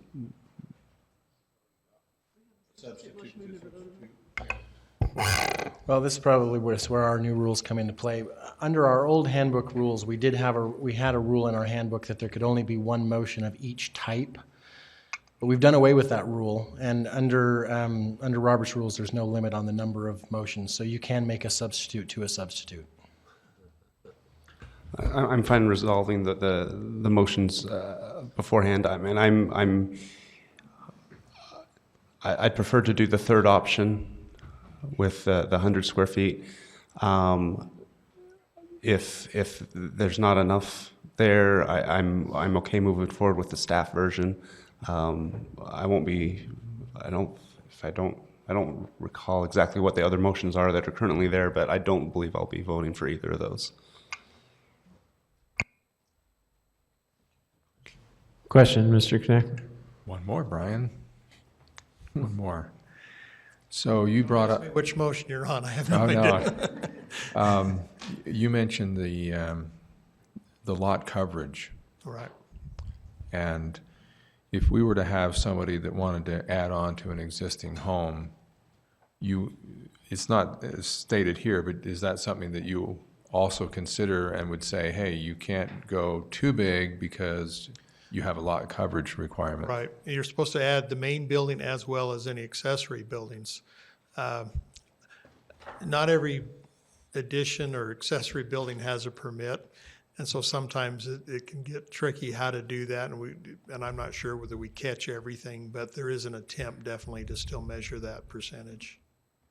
So there's other limitations that are kind of not spelled out here because it's just taken for granted. All good planners know you have to stay within the lot coverage. Right. And like I said, that was kind of brought up, not directly, but as an item to consider, but it came in directly because of these other setbacks of should there be any change in that coverage. And no one is really willing to go there right now, so. Okay, thanks. All right, so let me just restate what I think the last substitute motion was by Ms. Santiago was. Mr. Harding has another. Did you make a motion? Okay, he did not make a motion. Okay, so the most recent substitute motion is to approve the staff version with the flat 20 feet, but only only in the downtown areas. And I believe you also said that the definition portion where it just defines and clarifies how you measure it, that was okay to be citywide. Is that correct? No, my original motion was just for the pioneer homes, just for those, like the urban core. But I was answering to Mr. Van Buren's question when he said that this first part he thought would be helpful citywide, measuring from the front. So I didn't make a motion to this, but I just said that I could support measuring from the front, the rear or the front yard setback, measuring 23 feet from the back of curb or 14 feet from the back of sidewalk if we had still that 50-foot total. Instead of 20 feet in the back, you'd have to adjust for the 23 feet from the front of curb or whatever they ended up doing. So that was my comment, but it wasn't a motion. Okay. And Mr. Chair, one clarification. You used the word approve, but I think the motion was to select that version and continue it to the next item. Thank you. With the limitations added into it of being limited to the downtown core, right? Okay. All right, and my last comment is I actually think that the definition part of it would be useful citywide, so it's consistent. So I prefer that part of it not be restricted, but the part about how far away things could be, that could be limited to that area. Is there any further discussion on the motion? Can you just elaborate on that? I'm not sure what you just said. What I just said? Okay. The definition part, I'd like to hear you define that. So what I was trying to say is I think there's actually a third piece to this ordinance. There's the two parts that have to do with setbacks. There's the part in the back, and then there's the part that changes the 50-foot total. And I think there's a third part to it that defines how you measure the front setback. So you're talking about subparagraph A? Yes. So in my mind, I think that part should be citywide.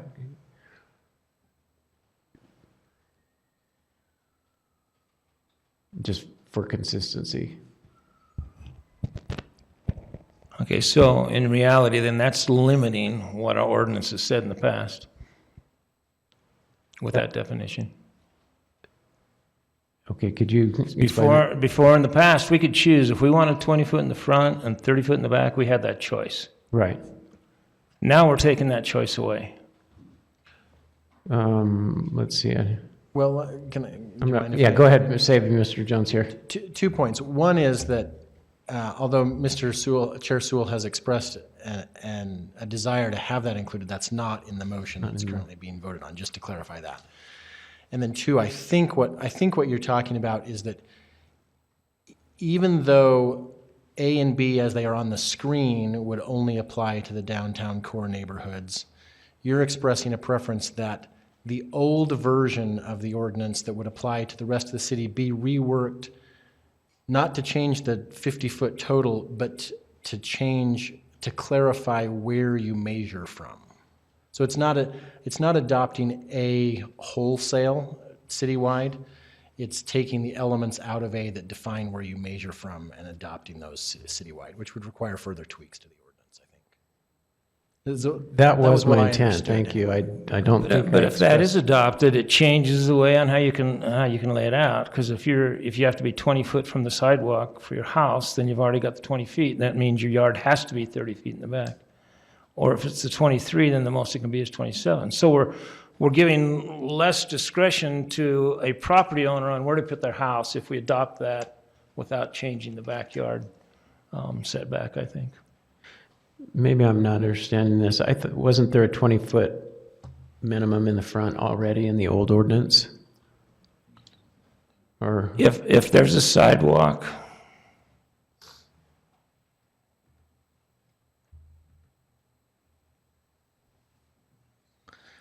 The current ordinance as it stands right now says that each lot or parcel shall have a minimum combined front and rear yard of at least 50 feet. Minimum depth of front or rear yard shall be 20 feet. And then there's an exception that says, notwithstanding a lesser setback for the main building, garages and carports, whether attached or not, shall be set back at least 26 feet from the property line when necessary to ensure a 20-foot driveway depth measured from the back of the sidewalk. So what the current ordinance doesn't really clarify is where you measure the front yard setback from when you determine the 50 feet. In essence, maybe this is what we're talking about, it gives a further distance from the curb. I mean, if you use that as a common point, the distance changes from the curb distance because of where you're measuring, where the property line happens to be. I don't know if that makes it muddy or clarifies it.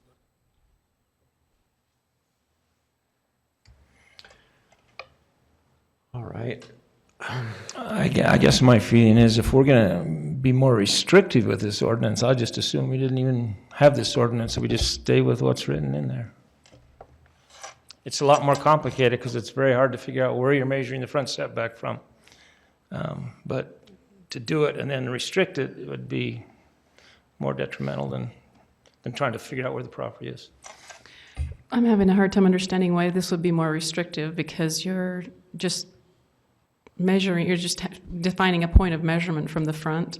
You still have 50 feet that you have to work in, but you're defining that you're either measuring from the back of curb or the back of sidewalk. So there's still some flex in there, is there not? But depending on where that sidewalk is and what kind of situation, that sets what your front yard setback is. So then you don't have a choice, but you don't have the choice, it sets it, so then you just do the math, and that's what you can get on the back, instead of having the choice to go to a 20-foot. Say if you wanted a big backyard or a small backyard, you have the choice now.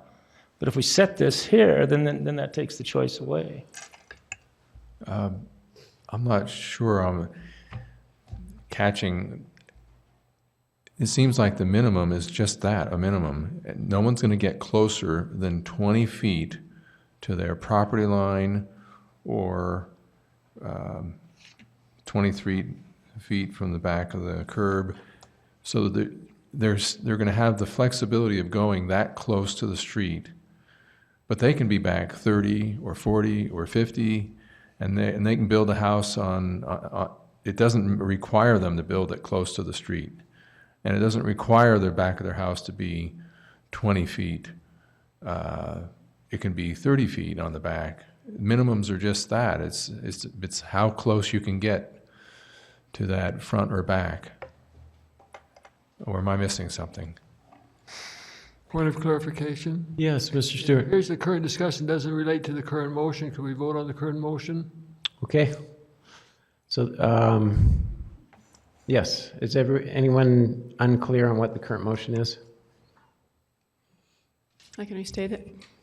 So it's what we have before us. The front yard would be measured 14 feet from the back of sidewalk or property line, or 23 feet from the back of curb, whichever results in the greater setback.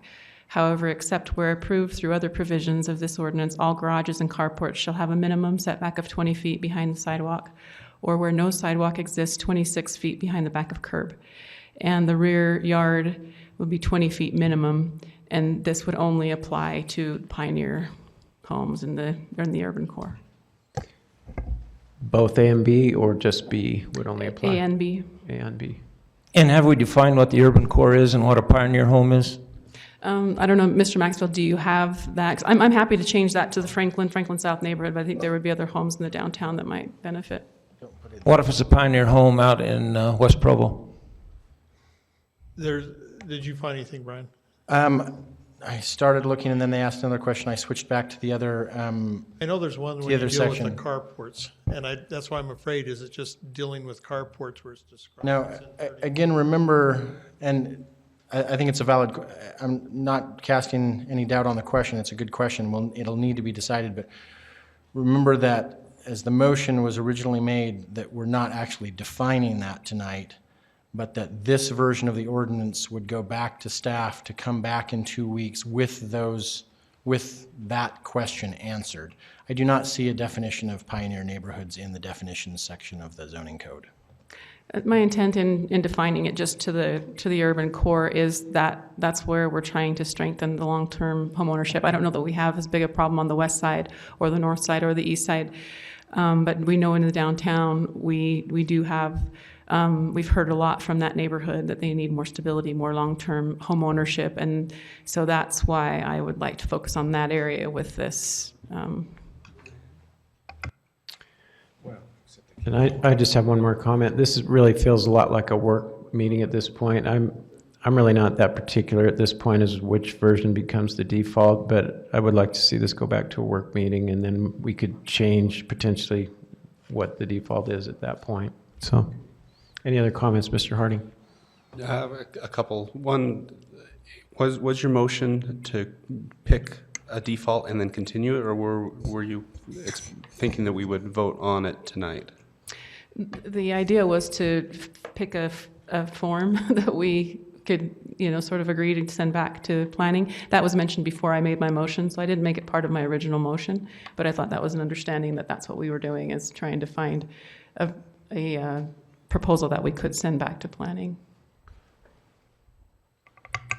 Mr. Strachan? My suggestion to you is, if you're going to bring it back to a work meeting, maybe just appoint a committee of 3 of you to sit down, work it out, so that when you present it at work meeting, you're not, our work meetings are pretty full as it is, and that way we can maybe have it come to a 1 or 2 options that are very clear and settle it at the work meeting then.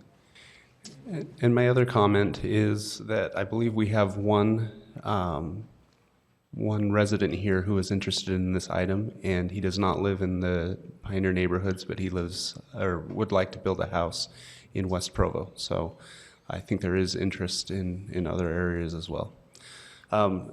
With what's just been said, I'd like to make a substitute motion that we pass the staff version of the ordinance, what is up on the screen here, with no changes, just exactly what's up on the screen here.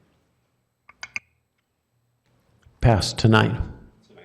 Okay. Is there a second? Second by Mr. Van Buren. Any discussion on the motion?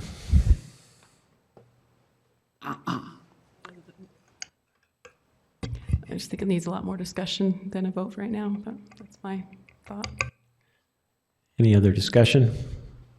All in favor? That's Mr. Harding, Mr. Van Buren, and Mr. Winterton in favor. All opposed?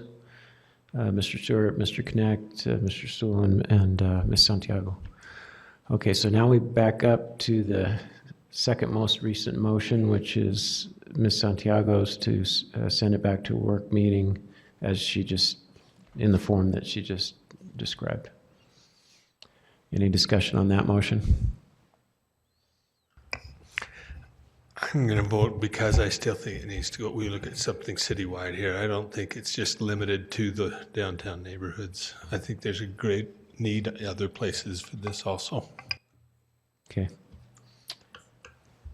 And I would like to know what you define as a great need, because there were 0 requests in the last 2 years, and then only a total of 8 requests the 2 years prior. So I'm having a hard time seeing that it's a great need. So if you wouldn't mind clarifying that. Well, great need. There's not a great need for any of this, but on the other hand, I think we have one here today that is an example. And I think that there could be several more, and I'll be here probably within the next few years myself. So I think that there are opportunities that not just in that one part. Okay. Mr. Van Buren. I also think that we can't define the need by the request for variances, because there's a lot of other factors that decides whether people even go to get a variance or not. So I don't think that's necessarily the best way to define the need. I'm wondering if the council would like to hear from the person that is here that it would affect. Did we not take public comment, or did they arrive after? Well. Okay. Go ahead, 2 minutes, please. Wow, lots of the ground to cover. I guess I'll start really quick with the 20-foot limit versus the 50-foot total, because I think that seems to be the biggest bone of contention here. As it's been pointed out a few times, I'm not sure strongly enough, the 50-foot rule is really just a proxy for lot coverage. On any of our typical lot sizes of 8,000 to 10,000 feet, if you build out to full setbacks, 20 feet, 30 feet, you have got your 40%, give or take a couple percent. No one is going to be building out 20/20 rectangles. But because it is a proxy for lot coverage right now and it matches it so closely, what we get is a whole bunch of 8,000 square foot lots with little cookie cutter square houses. There's not a lot of work for architects in this town because everyone can draw a rectangle. So when we heard this was coming along, and it seemed to be non-controversial at the time, I didn't imagine how it could be, we went ahead and tasked our architect to build us with these newer potential limits, just the straight 20 feet. And so we got a house that isn't a rectangle. It doesn't go all the way to the back. It's further back here. It's further forward here. On average, we're probably 30 feet from both sides just because of the shape of the house. We have no backyard neighbors anyways. We're against county land that's landlocked and probably can't be developed. It's like a sliver of that land before the Provo River Trail. We have 30 feet on either side of our house right now. So we're trying to build the best thing for our neighbors and for ourselves.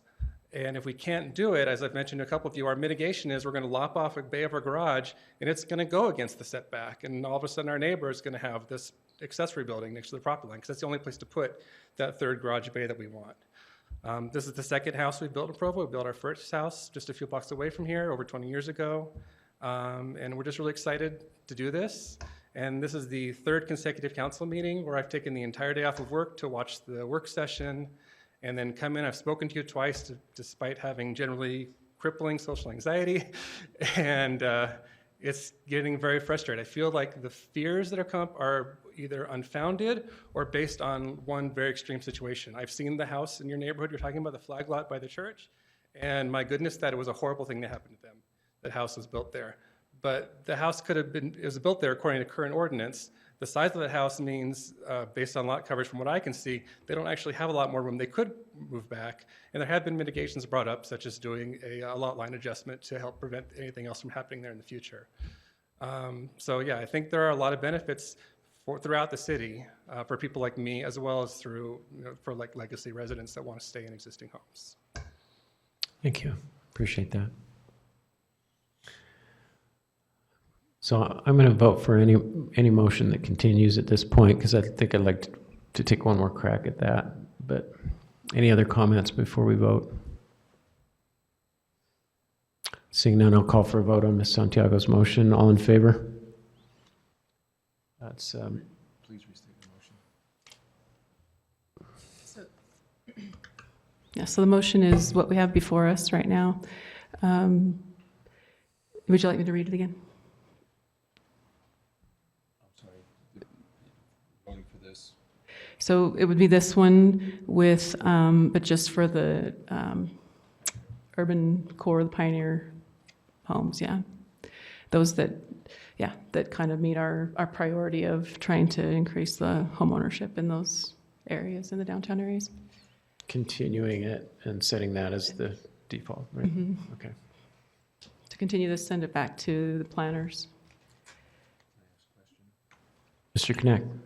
So with the home that we just had described on the west side, would that be eligible for a variance, Brian?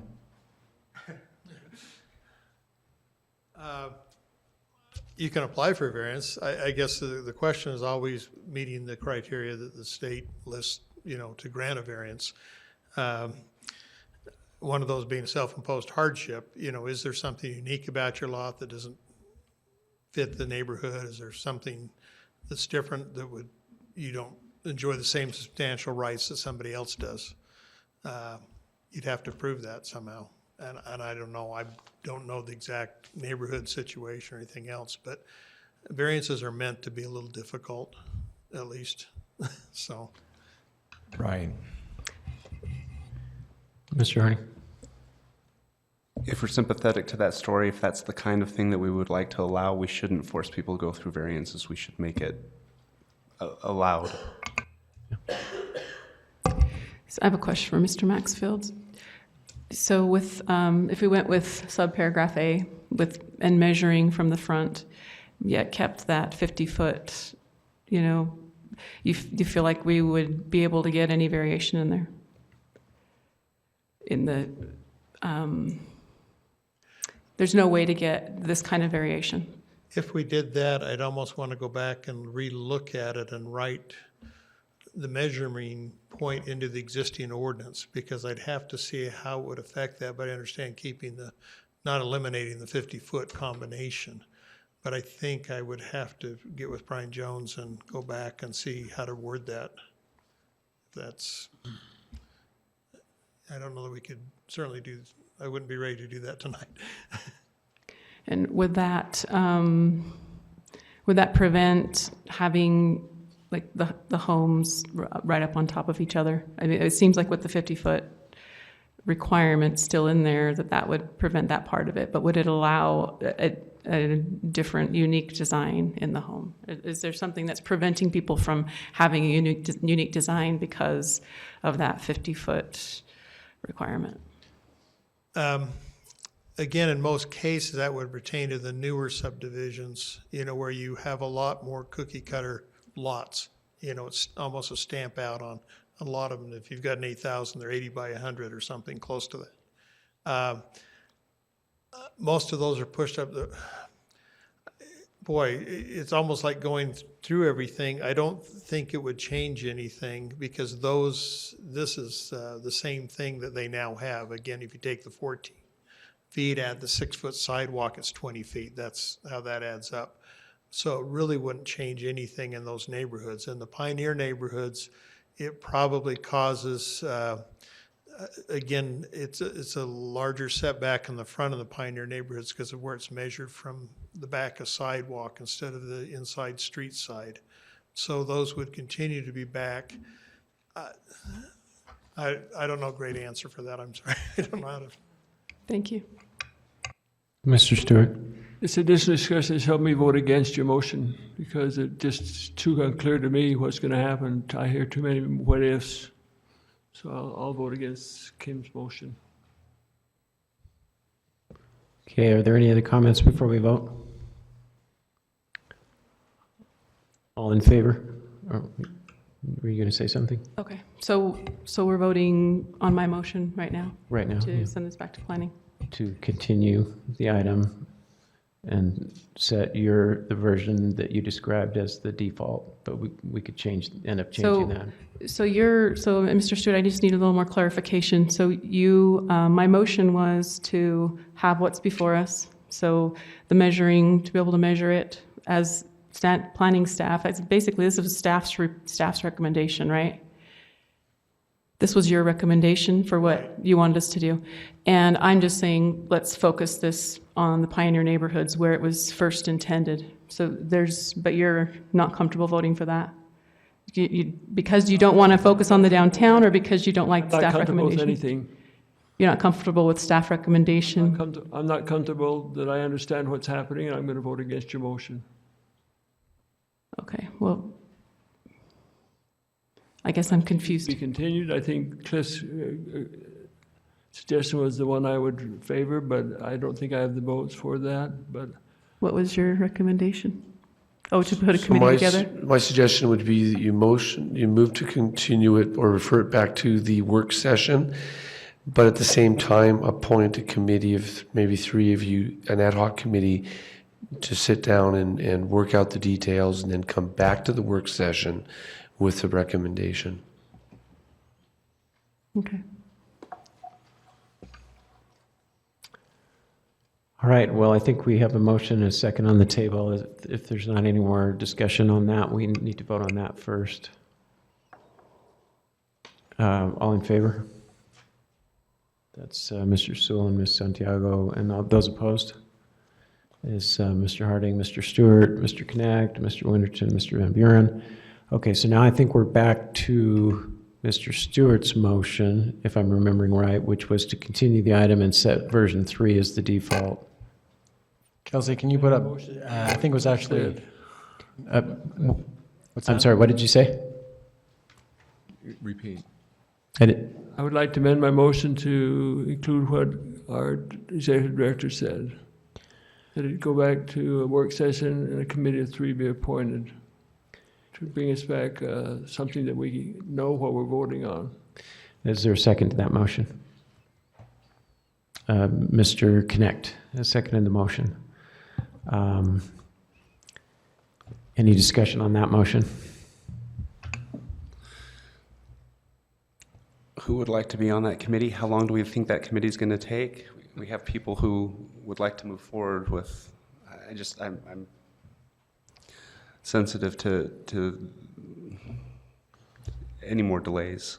I think we could get the third option in place now, and we can set up a committee to worry about the additional 5 feet. It'd be nice if we had. Yeah, I think it'd be nice to get the 2020 in place tonight. Okay. Is there any further discussion on the motion? I would assume if we did this would be something that would take place in the next week or two.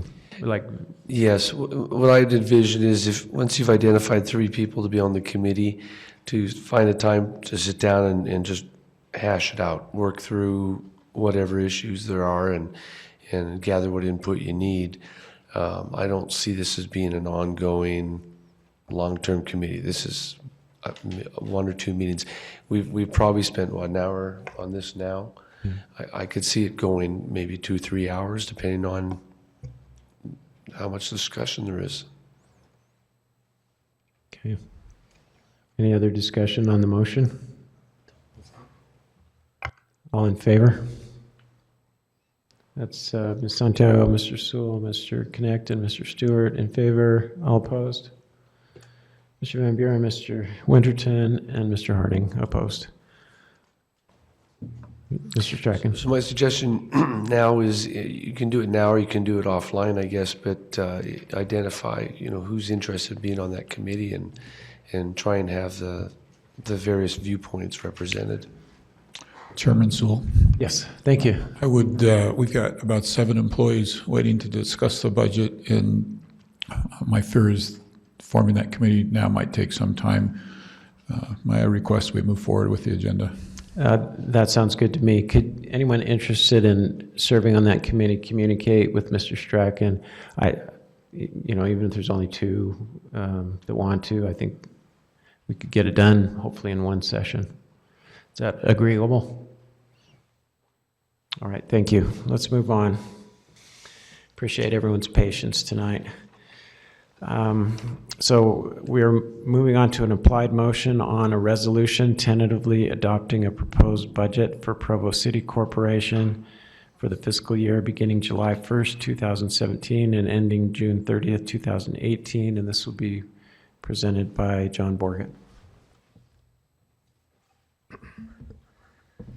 Thank you, Chair Sewell and the Honorable Council. I'm pleased to bring to you the budget for the upcoming year. Just mention that the budget is the result of many hours that have been put in by the administration and also the finance and budget staff. Want to give a special thanks today to Dustin Graybaugh and Nadia Long and Dan Follett for their significant efforts in the recent months. I'd also mention that we've had a number of meetings with council staff. We've met about every 2 weeks to get their feedback and also give them an update on the process. And I would just mention that I think that's been a real beneficial thing, and we've had some good discussions, and I think that's been helpful. Would also like to thank both the mayor and Wayne for their efforts and for their leadership in helping bring this budget to you. On page 5 of the budget document, there is a letter that's from the mayor, and it really provides some good overall information on the budget and kind of in a summary form. And so I would encourage you, as well as residents that are watching online or on TV tonight, to view this document because it's very helpful. I just mentioned that some overall setting for the budget. The Utah economy continues to show moderate growth, and it's been helpful. Also, Provo, we continue to have a lot of development, particularly commercial development, as many of us know, some of the big projects that are going downtown, and that's provided a good overall stable economy for Provo. We continue to see strong community development fees as a result of large projects and just seeing positive things happening. I would mention that Provo continues to work hard in maximizing every dollar and providing great value to the residents. The 2018 budget supports our ongoing goal of continued fiscal health and a sustainable budget. Monies are invested in capital improvements, vehicle replacement, and employees to provide for the benefit for long term. In accordance with council and administration priorities to promote the sustainable and long-term outlook of the city, rates and fees are designed to cover those costs and their services. And we have in the letter, and we will also be, when the final budget is approved, be updating and asking for the council to update the consolidated fee schedule, but just some broad categories. We have some fee increases for the Covey Center, which are outlined in the letter, as well as there's a community development proposal introducing a new concept plan review fee. There are various parks and rec fee changes that are included there, and they're more miscellaneous type things, but they are listed there. Also, there are some utility rate increases, and this is based on the 5-year plan that was submitted earlier by our Public Works Department, and I'll just touch on the 4 primary ones. Our wastewater fund, there's a proposed increase of 14.5%, or an average of $5.12 per each residential homes. Also for our water fund, there's an 8.5% proposed increase, or a $3.21 average per resident. And then also for stormwater, there's an 8% or average 70-cent increase per average resident. And in the sanitation fund, there is a 10% increase or an average $2.08 increase per average resident. And I would just mention again, as I mentioned earlier, these rate increases are really based on a long-term plan and trying to focus on the needed infrastructure and the things to provide the benefits to residents over the long term. I'd also mention that currently proposed, we're not recommending a rate increase for energy. I would mention that we do have funded personnel costs for the employees of the city. There's a recommended merit increase of 2.5%. We also look each year and do what we call a market study to make sure that we are competitive with other entities similar to Provo. Health insurance cost increase this year is the lowest I've seen while I've been here, 4.3%. That's based on a national medical Millman index, and so that was very positive. Also, our retirement, there were some very, very minor increase for firefighters, 0.04% in the Tier 1. Other than that, our retirement rates were flat. We're proposing to continue our 401k 2% match and other employee and recognition programs. This year, the budgets in many departments include additional functions programs that track specific tasks that departments perform. This was changed as a result of feedback from the council to increase transparency and facilitate accountability. This increased detail will provide more detailed analysis on comparing legislative priorities against the cost of providing services. And as we are getting ready to go to our new software system, we call it Provo 360, which is an ERP entity-wide system. We spent a lot of effort this past year in defining and looking at those specific functions / programs. And we're hoping that in this budget document, as you look through and analyze the different departments and the different functions, that it'll provide you additional information and that we'll be able to have some good discussions. Each department division had the opportunity to submit supplemental requests as part of this fiscal 2018 budget. 48 requests were made for a total of $1.966 million. An amount of $835,167 has been funded at this time in either the fiscal 17 existing budget or the fiscal the new fiscal 18 budget.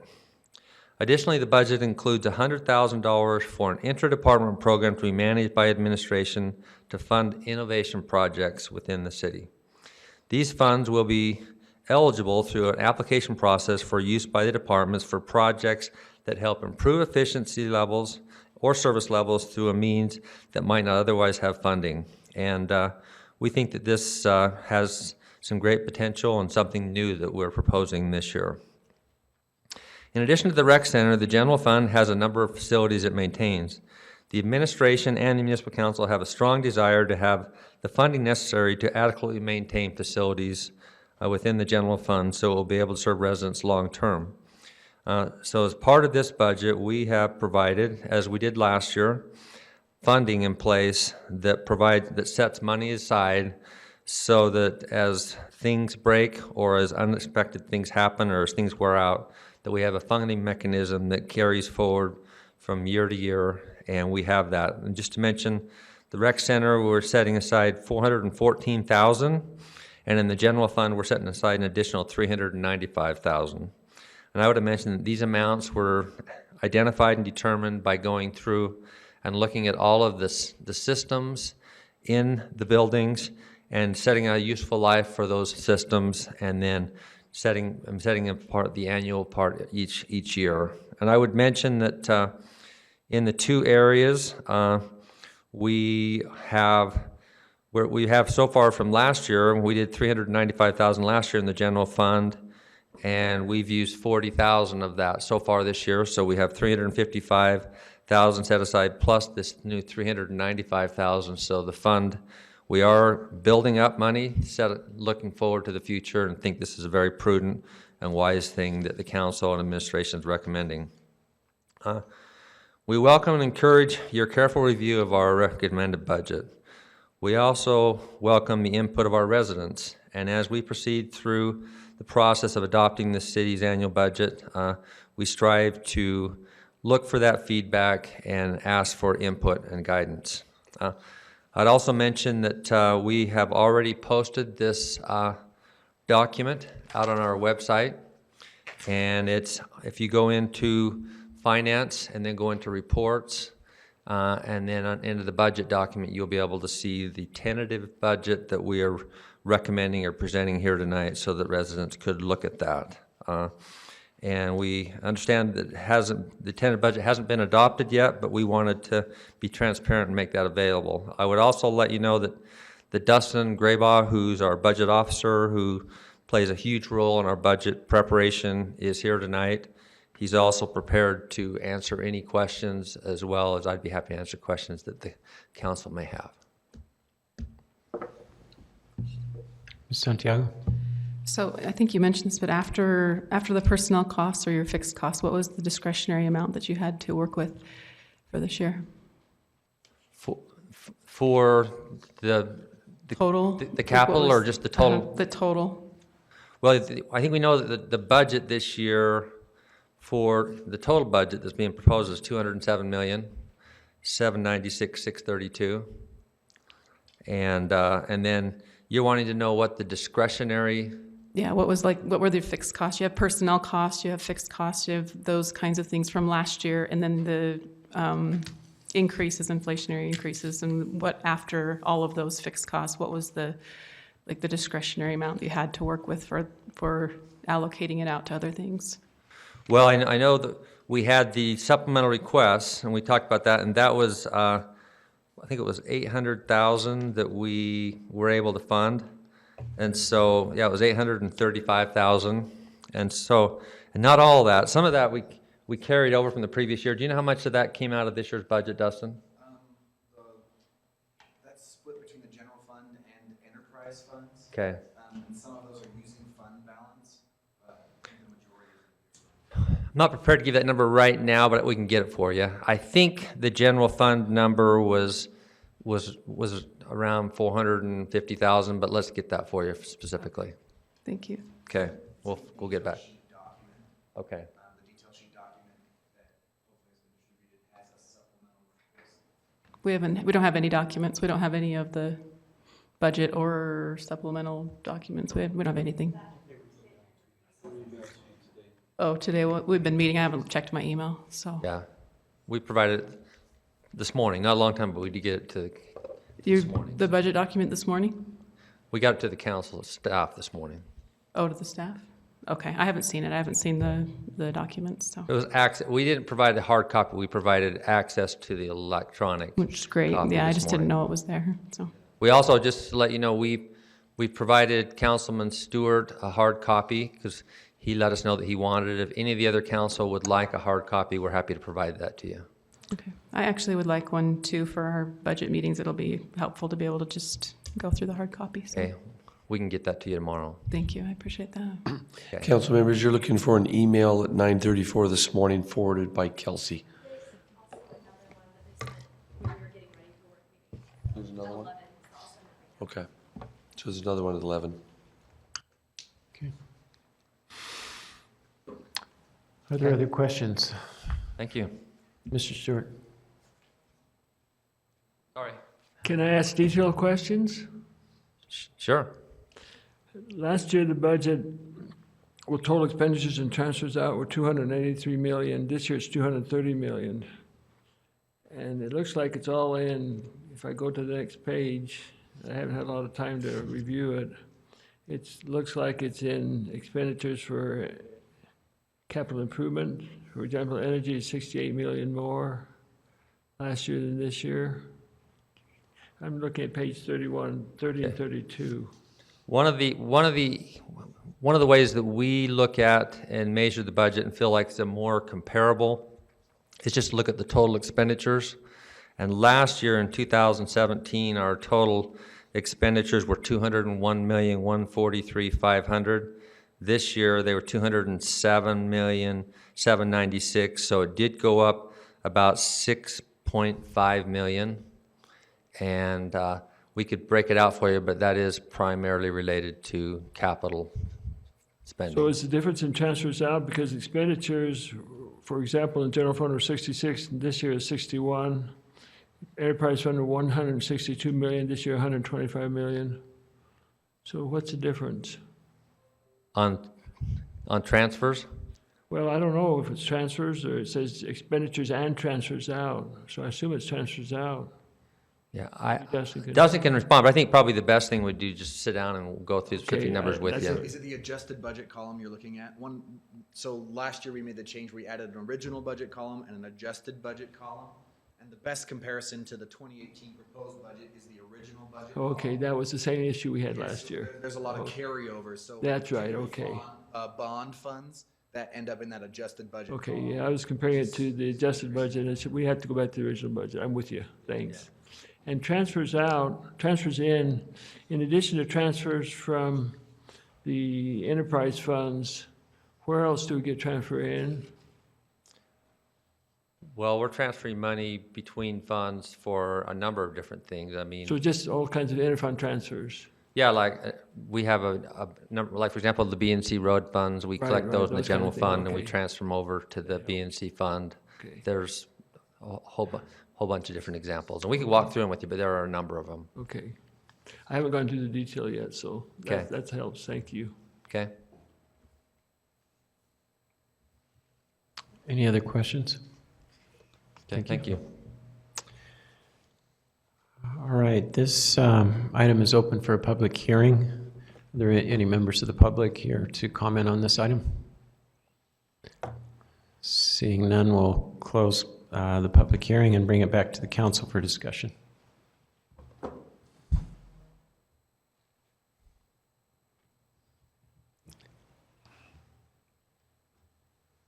Mr. Winterton. No discussion. We'll look forward to further discussion and looking if we'd like to make a motion to adopt the resolution. Okay, we do have an implied motion to adopt the resolution. Okay, applied, thank you. Yep. Is there any discussion on the motion? Do we want to do that or do what we did last year? You probably need a second on his motion. We don't need a second because it's already on the table. Yeah. Well, and I guess, sorry, I didn't mean to interrupt, but I have a substitute motion if you don't. Go ahead. Since I haven't seen the document, I would make a substitute motion to continue adoption or tentative adoption to the next council meeting. Okay, we have a motion from Ms. Santiago. Is there a second? Mr. Harding? Second by Mr. Harding. Discussion on the motion? It's something I don't understand. Here we go again, Brian. I just, we're looking at the budget to tentatively adopt the next week. I just think we tentatively adopt it, and then if we feel like we want to make changes in the next 2 months, we do it. I'm probably not going to be very much help here. And so Mr. Sewell asked this question yesterday. I actually didn't get copied on that email until Elizabeth forwarded it to me this morning. So I sent you a long response that you can read tonight after you've already made your decision, in which I essentially said, I think it's really just a matter of perspective. The state statute, the relevant state statute says that in the public hearing in which you tentatively adopt the tentative budget, that you're supposed to review and consider that budget before, and then review, consider, and adopt. And what I said in the email is essentially, I think it just comes down to your personal perception about what review and consider means. I think that you could reasonably argue that hearing the presentation from staff and thinking about what they've said and asking questions that you already know is reviewing and considering, and you could move on, or you could decide that review and consider means you want to know in depth what the tentative budget says before you even tentatively adopt it. I did lay out in that email some pros and cons, but it mostly just has to do with kind of timing and efficiency and public perception of the process, which in my analysis I think actually weighs on both sides of the equation. So I think more than anything it really just comes down to kind of your personal view on on what you want to do before you move forward. So the only thing that statute really actually requires is that at some point the tentative budget has to be tentatively adopted, and that has to take place at least soon enough that you can publish that tentative budget 10 days before the hearing on the final budget, which has to be by the end of June. And some of the issues to consider are whether you feel like you have had a chance to review it, whether the public is going to pay attention to what you do, whether even if you take a month to look at it, they're going to look at the one that they pulled up in the meeting tonight and not look at your changes anyway and come to the public hearing and give you feedback on the wrong document, or do exactly the opposite of that. So, like I said, not very much help. Sorry.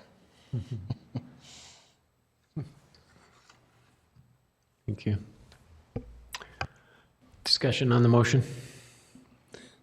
Just a quick, the reason why I seconded that is that I feel the state statute asks us to review and consider, and where I fit on that, perspective, my perspective is I don't feel like I've had a chance to review and consider, so, but I don't think it's awful if we just adopt it, but if that's what we're being asked of, I would feel better continuing it for 2 weeks. Thank you, Mr. Harding.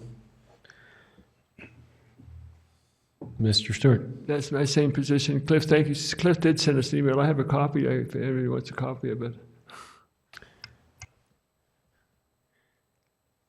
And one thing in Mr. Strachan's email that was helpful that I'm not sure that I understood last year was the council could potentially make changes to the tentative budget before tentatively adopting it.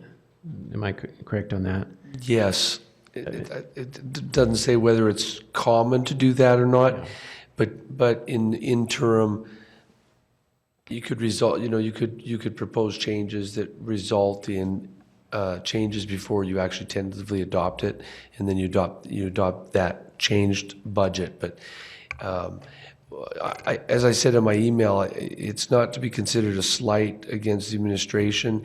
It's the way the statute is awkward. In fact, we found a typo in the statute today. Really, it's these gentlemen and the administration have a responsibility to present the budget to you by this meeting in May. And sometime before approximately, in our calendar this year, sometime approximately before June 6th, you probably ought to tentatively adopt the budget. So if you were to take two weeks to have a chance to review it and discuss it, and then just as a formality, tentatively adopt it on the 16th, it's no harm or no foul. Thank you. Follow up with that and say, I did talk to, Mr. Strachan and I talked on Monday before he sent that email out. I concur with everything he just said and with everything he said in the email. Just so that you're not confused, well, hopefully you won't read my email now that I've already told you what I just said, but if you burden yourself with the masochism of reading my email tonight so that you're not confused, what the state statute actually says is that you shall review, consider, and adopt the tentative budget, and then in the next sentence it says that you may make changes to the tentative budget before you adopt it. So, to explicitly answer your question, the statute's really unclear. I actually couldn't tell you if that means that you can make changes to the final budget after you've tentatively adopted it, or if that actually means that you can make changes to the tentatively adopted budget before you've tentatively adopted it. So, bottom line, I think you can do what you feel good about as long as we get a budget passed by the end of June. Okay. Mr. Stewart? My vote to delay a vote on adopting the tentative budget has nothing to do with the preparation or the finance department or the administration. They've done a fantastic job, always have done a great job. And so reading the statute, I feel like we need to review it before we adopt a tentative budget. Okay. So we have a motion and a second to do that, to continue. Is there any further discussion? If not, I'll call for a vote on the motion. All in favor?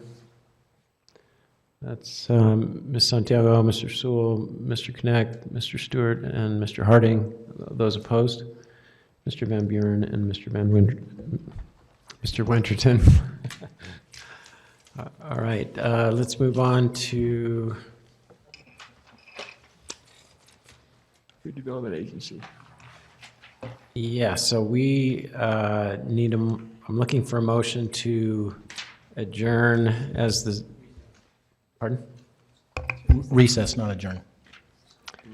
Well, you can adjourn if you want because you're not coming back as the council. Yeah, we are, for the.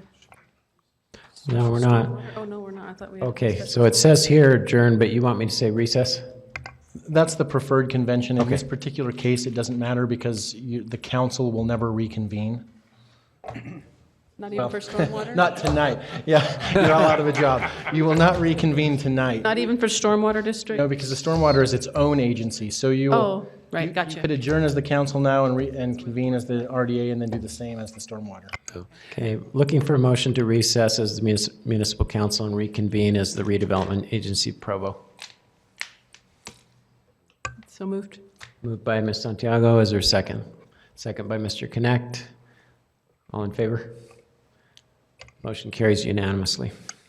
We have an implied motion on a resolution tentatively adopting a proposed budget for the redevelopment agency of Provo City Corporation for the fiscal year beginning July 1st, 2017 and ending June 30th, 2018, presented by John Borgert.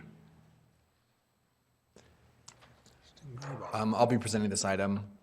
For your consideration is tentatively adopting the tentative budget for the redevelopment agency of Provo. It includes a $5,238,854 budget across multiple funds within the redevelopment agency. I'm happy to answer any questions you have about specifics in that fund, and I believe David Walter is also available to answer operational questions you have about that budget. Are there any questions? Oh, sorry. Any council discussions or questions? Do you have a copy of that budget, Mr. Stewart? Just any questions for Dustin? Then we'll open it for public discussion. Oh. In the appendix to the tentative budget document, there is the redevelopment page that includes that. There's also in the detail sheets, there's a section for redevelopment funds that includes the detail behind those numbers. Any other questions for Dustin? I haven't seen it, so I don't have any questions. We'll open this item for a public hearing. Anyone in the public here to speak on this issue? Seeing none, we'll close the public portion and bring it back to the council for council discussion. Any discussion?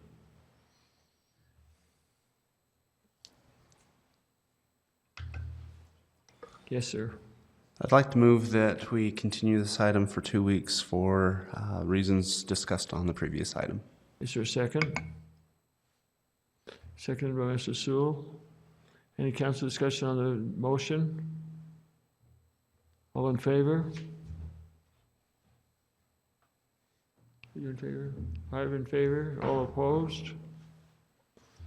Motion is carried. Just point of order. The two in opposition were council members Van Buren and Winterton. Yeah. I call for a motion to adjourn the redevelopment agency at Provo meeting and reconvene as the Stormwater Service District of Provo. So moved. Is there a second? Second by Mr. Connect, all in favor? Turn it back over to the council chair. Thank you, Mr. Stewart. We have a resolution tentatively adopting a proposed budget for the Provo City Stormwater Special District, and this will be presented by Mr. Graybaugh. Likewise, this resolution includes a $4,996,394 budget for the Stormwater Special Service District. I'm happy to answer any questions you have, and I believe David Decker is here as well to answer any operational questions you have about that budget. Are there any questions about the budget?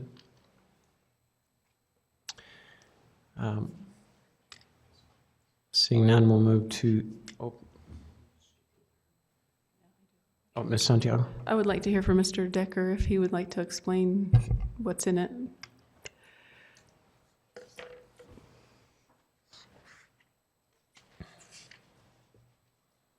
I think the the quickest explanation is there's several CIP projects that we feel are significant. There's funding for Kiwanis, some additional funding for Kiwanis detention ponds that we've discussed in the past, and some other significant CIP projects.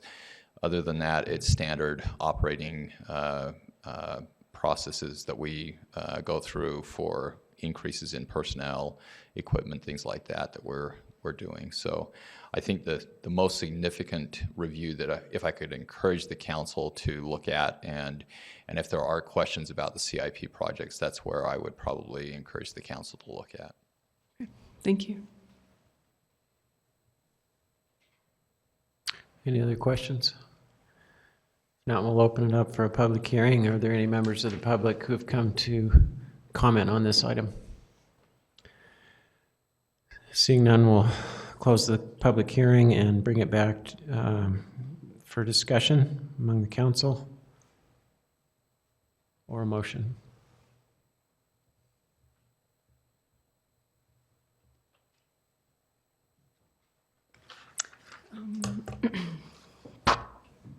Ms. Santiago? I'd recommend that we refer the budget, all three budget items, to the Budget Committee for their review and recommendation. So we have a motion to ask the Budget Committee to review all three of the budgets and return and report to the council. Is there a second? Mr. Stewart. Discussion on the motion. Is there a foreseen return date that we'd be looking for this? The previous two, we continued for 2 weeks. Would this be open-ended, or would this one also come back in 2 weeks? I wasn't thinking for the tentative adoption. I was thinking for the budget in general. I mean, could talk about the tentative and bring back recommendation for that if you wanted. We are meeting between now and then, so. Point of order.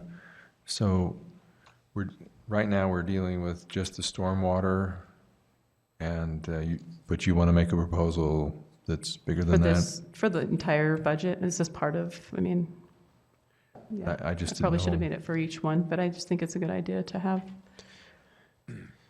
Since we're not acting as the council, though. Is that what you're saying? Is we're acting as a stormwater district right now? I see what you're saying. Yeah. On that point of order, so technically is correct. If you're going to continue this one, that's fine. Then go back into the regular council meeting and refer as a council to your budget committee. And that process can be ongoing as we go through the budget process in terms of the review that the budget committee does. It doesn't impact at all your ability to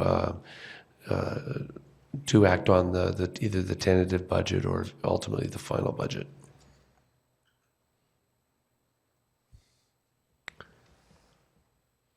Okay, so we're still looking for a motion to act on this particular item, or if there is none, then we'll vote on the implied motion, which would be to tentatively adopt tonight. Mr. Connect. So I move that we continue this for 2 weeks until we've had time to review the budget more in depth. Second that motion. Motion by Mr. Connect, second by Mr. Stewart. Is there any discussion on the motion? All in favor? Mr. Harding, Mr. Stewart, Mr. Connect, Mr. Sewell, Ms. Santiago. Any opposed? Mr. Winterton and Mr. Van Buren.